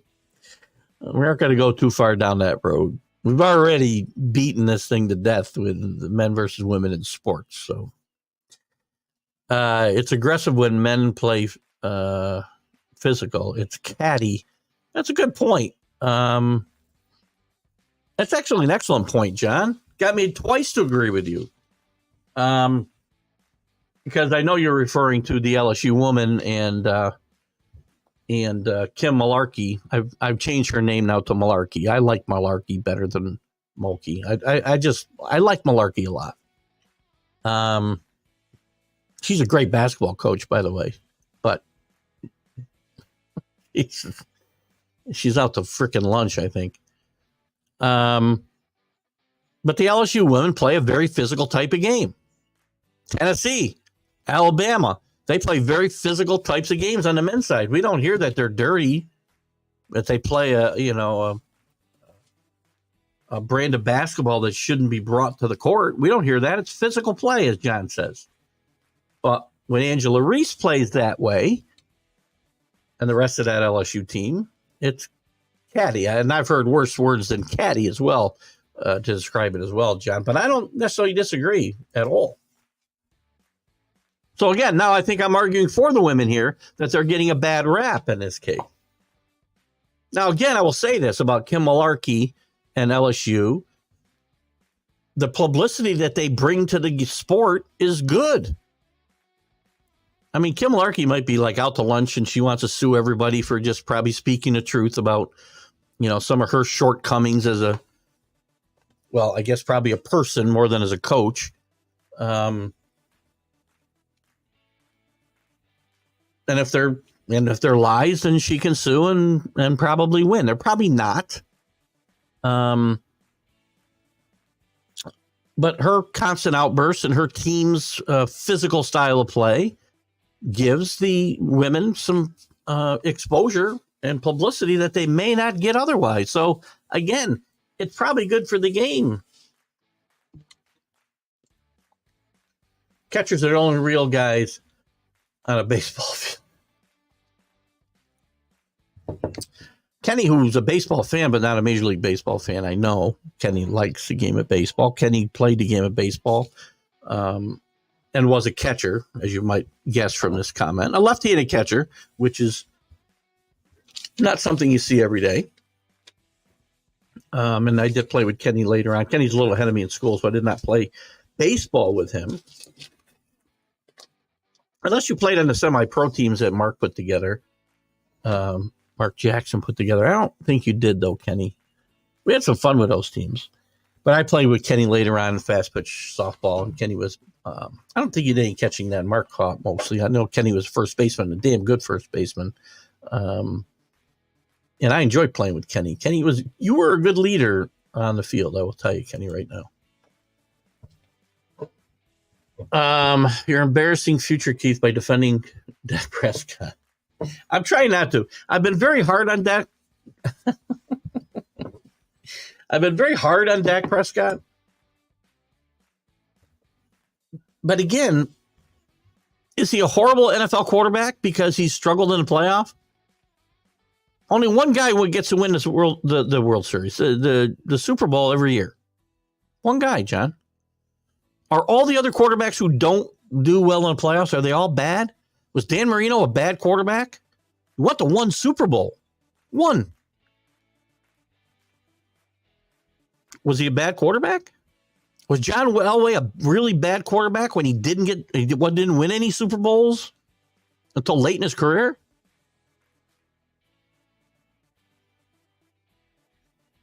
Is Eli Manning a better quarterback than Dak because he's got 2 fluke Super Bowl wins? They were really good those Sundays. I'm not taking anything away from him.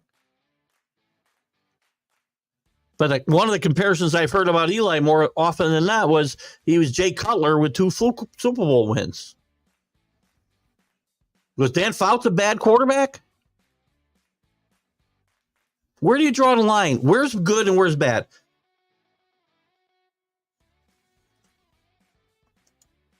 I'm just saying, I've been hard on Dak too.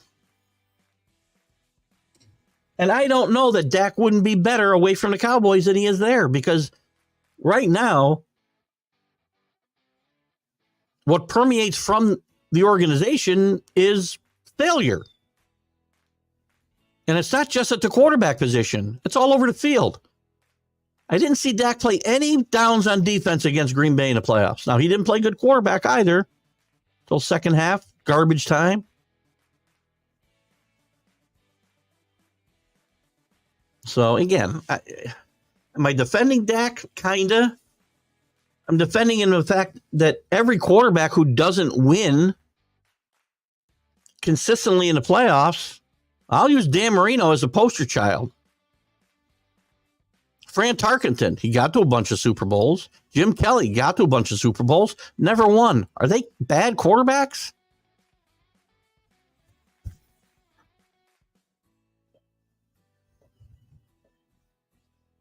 Kenny Gifford, how high school feels now under a solar farm. I did. Rick brought this up the other day. Dak is not one step from Wilson. That's just nutty talk right there. And again, we're not talking about Romo. So what is the top tier, though, Kenny? Where's it? What draws the line for you? Because the numbers say Dak is a top tier quarterback. The regular season wins say he's a top tier quarterback. He hasn't won in the playoffs. And I'm going to guess that 90% of the guys you want to put ahead of Dak aren't going to have done any better in the playoffs than him. Because since he's been in the league, who's won the Super Bowls? Tom Brady, Patrick Mahomes, Matt Stafford. Who else? I'm not even sure who else has won in those years. Probably nobody. Nick Foles. You think Nick Foles is a better quarterback than Dak Prescott? So if top tier means you've won, and again, listen, I put a lot of emphasis on winning, and one of the reasons I've ripped guys like Dak in certain instances, specific instances. So again, you got to be very careful here because Russell Wilson's got 1 Super Bowl win. 1. Russell Wilson today, go watch him play. You compare the numbers, it looks like he had a good year last year. Watch the team, watch the way he busts plays right and left. Watch the lack of athleticism he has getting away from defenders now. Watch his refusal to throw the ball over the middle of the field like his coach wanted to.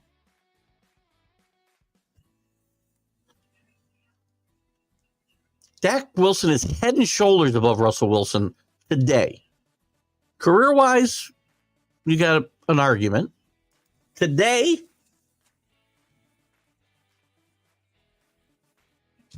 well, there you go. So somebody bought the tickets, right? So they aren't free. But, again, they're not giving away NBA games because they're going to cost them a lot more money to get those tickets. Carlos was referring to the fact that there are lawsuits in Nevada to stop the move and use of public funds for the stadium. Oh, I see. As there should be, by the way.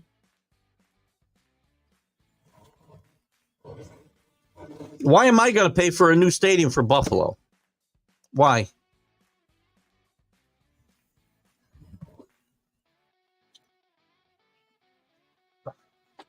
If I was a taxpayer in New Jersey, I'd be all up in arms that I got to call that team the New Jersey Jets and Giants. Or that they're not calling it the New Jersey Jets and Giants. There's only a handful of privately funded sports stadiums in this country. Somebody gave me this. I know one is the Patriots and Robert Kraft. There's another one somebody gave me the other day, and I checked it out. I don't remember who it was. They're probably here on the show.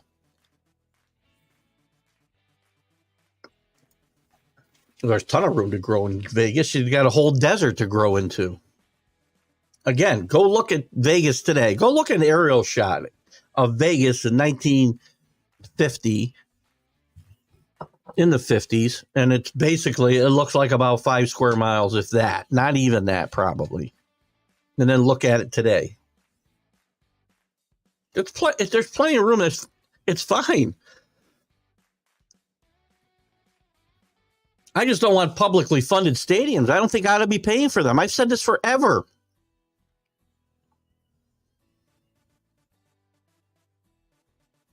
I shouldn't be paying for a stadium in Buffalo.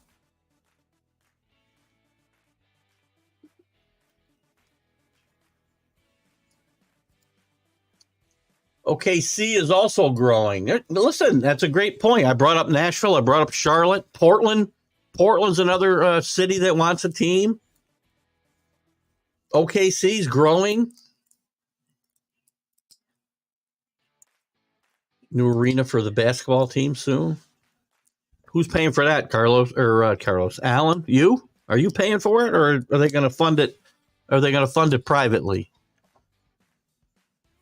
Which all of these teams can afford to do, assuming the fans come out and support them. And if they don't, then take your business elsewhere.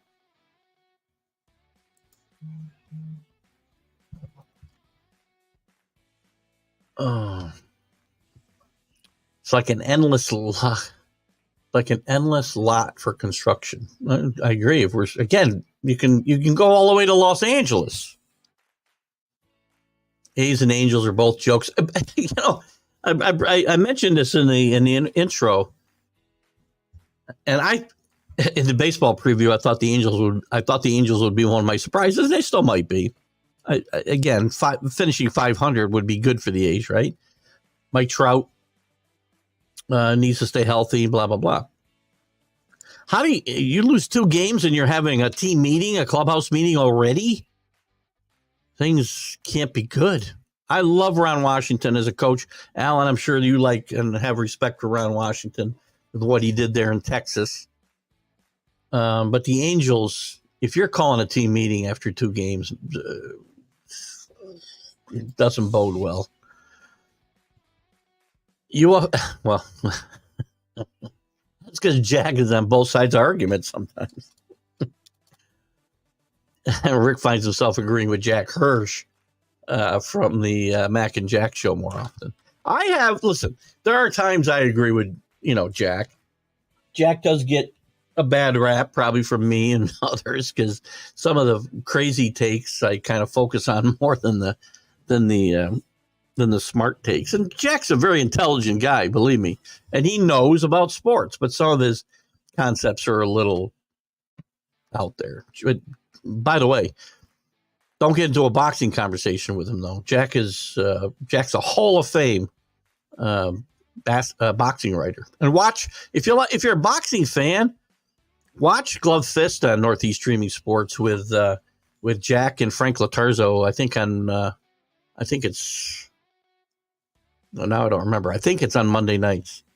But check out Northeast Streaming Sports and you'll find out where it is. They do a great job.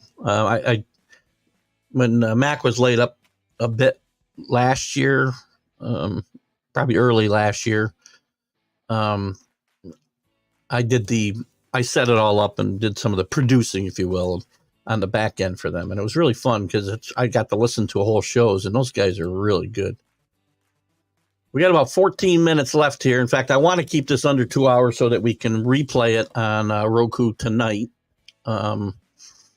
A's minor league is ranked 25th with only one top 100 prospect. Well, there you go.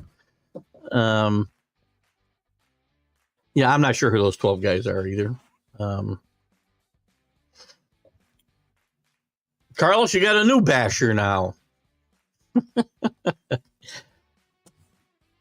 I don't even know. And who's the top 100 guy? I don't even know who it is.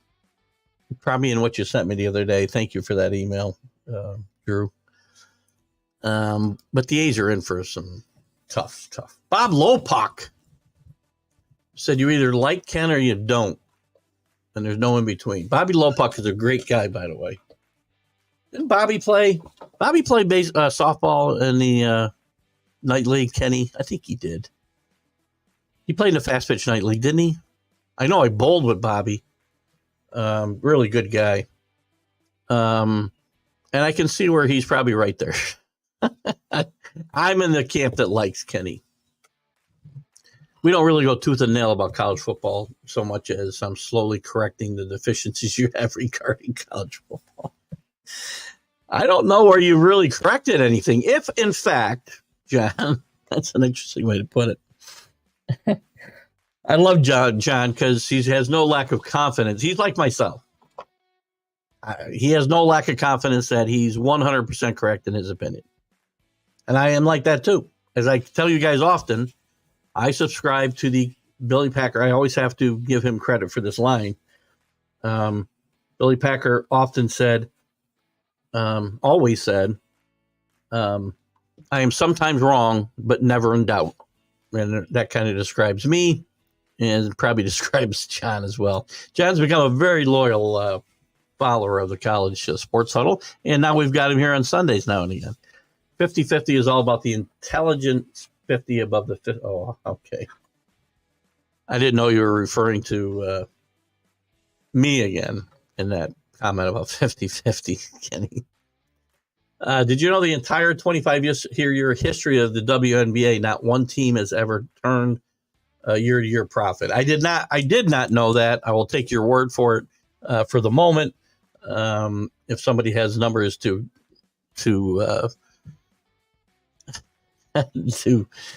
dispute that, they can certainly put them up. Again, and it's funny. You got, even if you're on the other side of this argument, like Kenny, watch Bill Burr. I don't know how many guys are familiar with Bill Burr, the comedian. I think he's just hilarious because the man has no political correctness about him at all.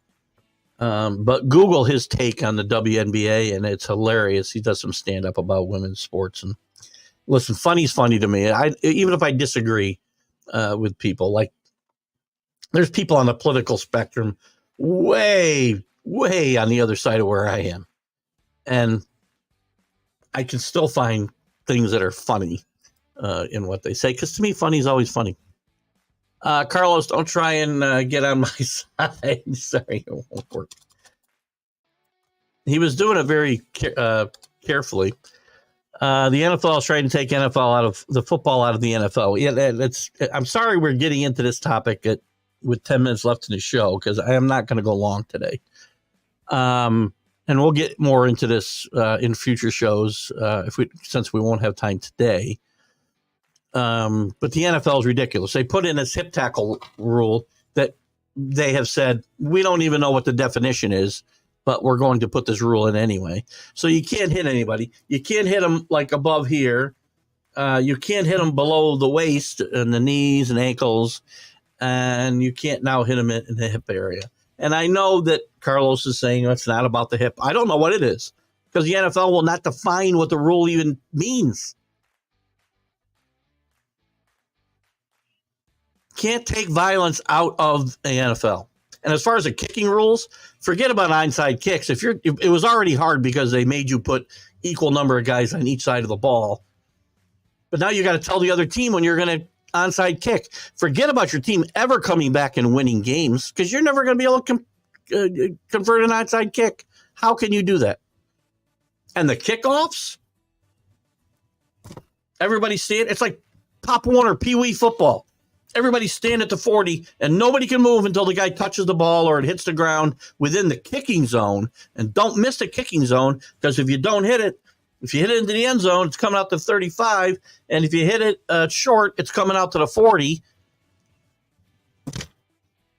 You want to make the play relevant again. That's what the NFL says. They want to make the kickoff relevant again. Well, to go back to the rule that you got rid of in the first place when the kickoff was one of the most exciting plays in football, but you said it was too dangerous. The NFL will kill the golden goose because just what John DeLon's saying here, again, I'm agreeing with John DeLon, the NFL's trying to take football out of football. It's a dangerous, violent game, and the people who play it know it, and they're well compensated for it, and I don't want to see guys hurt any more than anybody else. But come on. Bob Gibson. Bob Gibson would take care of business out there. Mark Robichaud, good morning. Good to have you with us. I talked to Drew, and you local guys, and even anybody that's not local that wants to pop up. We're going to have our, I think I might try for this month. Maybe it'll be in May. Do a little happy hour for us. And Drew, because I don't want to go down to BJ's is just, to me, they're dead to me. If people want to go there, we can talk about it, but they got a buffalo chicken wings up here in the Clifton Commons, which is really nice. And if you guys come further, if it's easier for you to go somewhere else, we can talk about it. Even BJ's, I'll go back to since we're going to the bar only. The NFL Rules Committee has opened up a dispensary and used all the products. I think Jack Hirsch might be on this Rules Committee, to be honest with you. Good. That's a good one. What I've seen, it's called obstruction now. Have to ask the guru.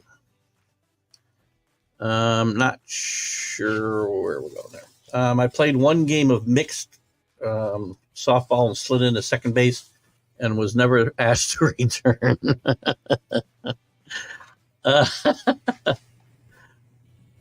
Awesome. Rick, I can see that now. Chris, who do you hold in the highest order of best hairdo? Oscar Gamble, Pete Rose, Yammer Yager, Colin Kaepernick. Who am I forgetting? I'm sure there's a bunch of guys. How about the guys with long hair? Jacob deGrom back in the day. I have to vote for the list you gave me. I'm going to vote for Oscar Gamble for sure. Hello, Augustine. How are you? Happy Easter to you. Sorry about your Gonzaga Zags. We got about 6 minutes left here if you want to get a quick comment in. No more doubleheaders due to greed. Has helped extend the season. Very good point, Rick. Drew.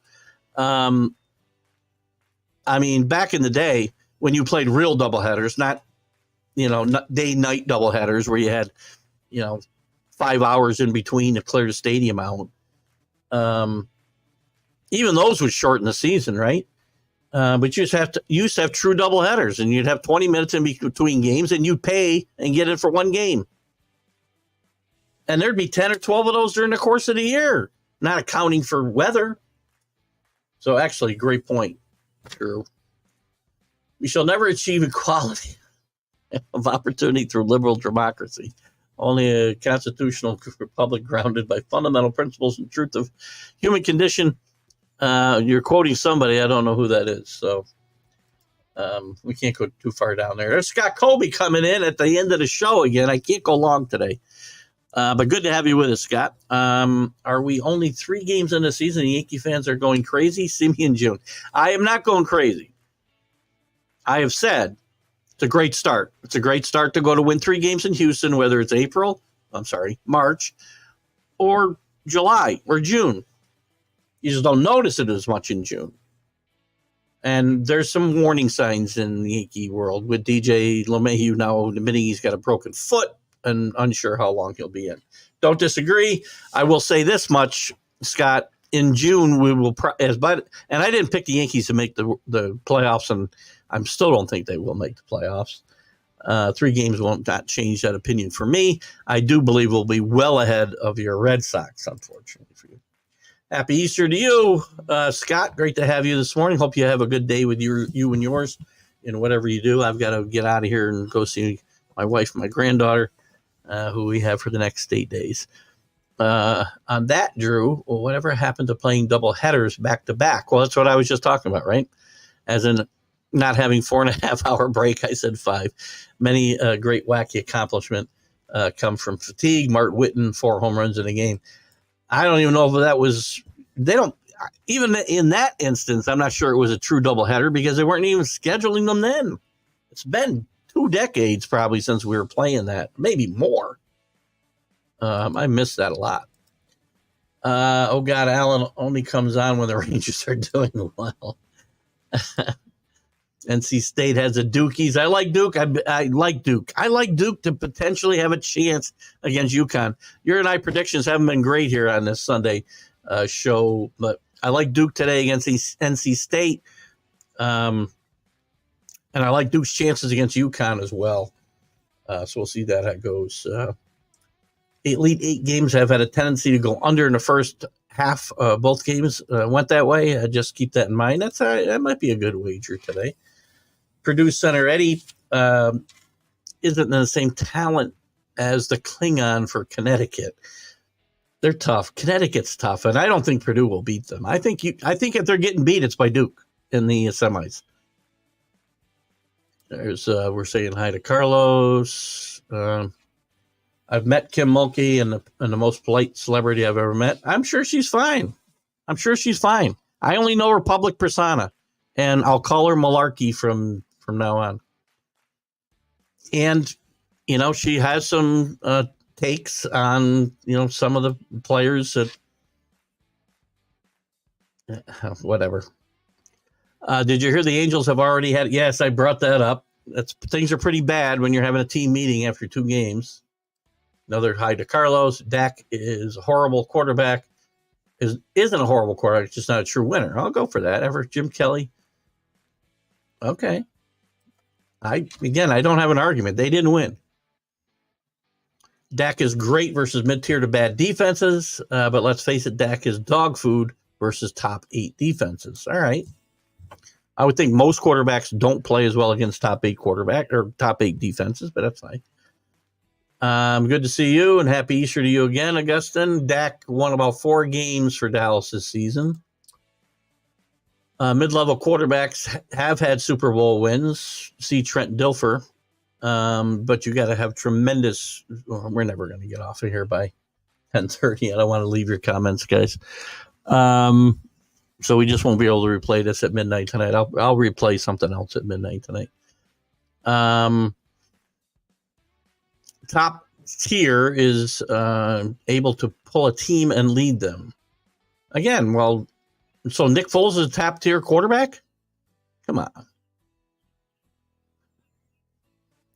You have to have the it factor. I don't disagree. Again, I talk about getting it.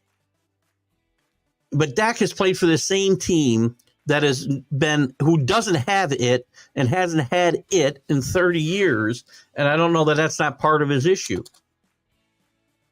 But again, I'm talking about top tier right now.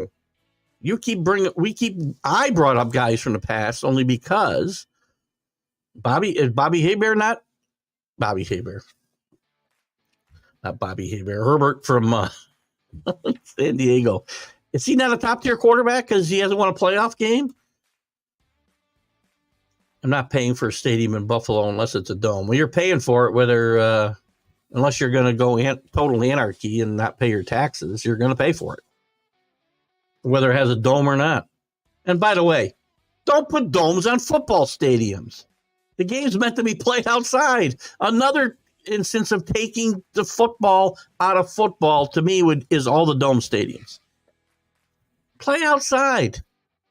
It's one of the advantages the East Coast teams or Northern East teams have. New baseball field in Vegas is going across the street from the hotel I stay at when I'm out there. Where is that? I've been at the Luxor the last couple times. Vegas has more population. Just a thought, if public funded, can I have a party there? Yeah, good luck. Good luck. You probably can if you want to pay, $100,000. That True Sport, many different rules. Stupid rules. NFL rules. NFL always rule fix happen. Yeah, and they're ruining the game, Augustine. Again, go back and watch. You young guys especially. Go watch the way the game was played in the 50s, the 60s, the 70s. And real men played the game then. And I don't want guys to get hurt, but it's a violent game and people get hurt.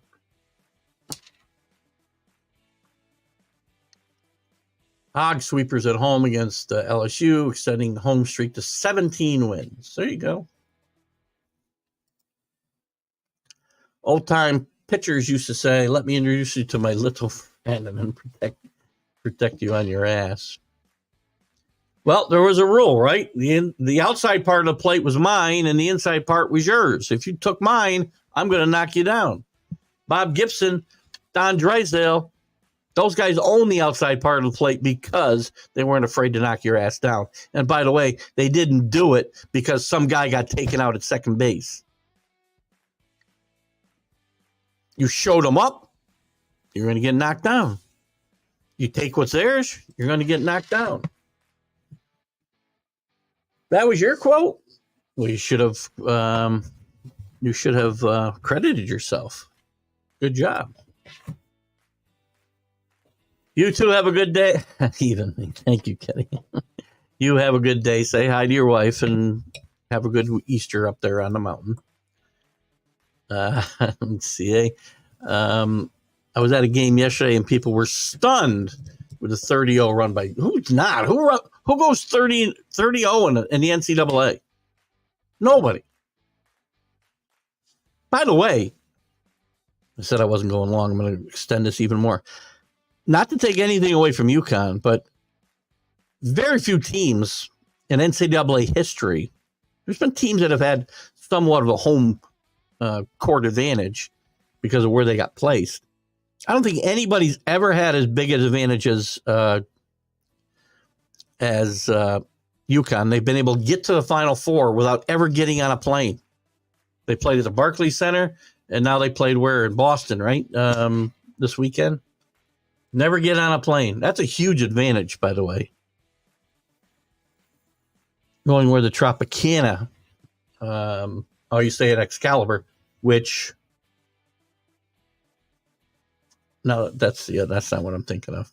I'm not a big fan. The casinos today suck. Scott, you're old like me. Vegas to me was Caesars and Harrah's and the real Strip. And now it's just a mishmash of is that the Chicken Ranch?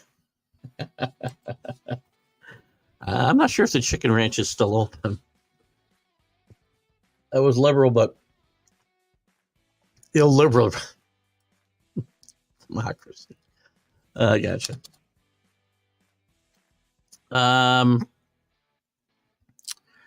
You have a great week too, CA. Good to have you with us. Happy Easter if you're celebrating it. I thought they were in Boston. Great advantage. Everyone needs a hotel on the Strip. I agree.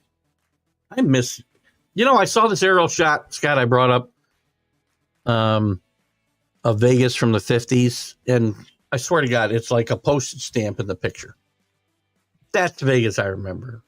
A little bigger than that, but again, not this. You go there now, and it's like, and you can walk the whole Strip. Now you can't. You guys have a great week too, Drew. Enjoy your Easter. And don't eat too much. Enjoy the baseball today, the basketball today. Guys, I'm going to get ready to wrap it up. I wish I'd gone. I'm not upset we went long. It's fine. I can put another show up at midnight to fill my time slot there. You guys have a great weekend. Have a great Easter. We'll see you Wednesday with the College Sports Huddle. Talk more about the Final Four and how these teams got there. And we'll also dive into some baseball on the weekend, probably with Are You Serious? And the baseball update, and of course, this show next Sunday. Vegas is a theme park now, Rick.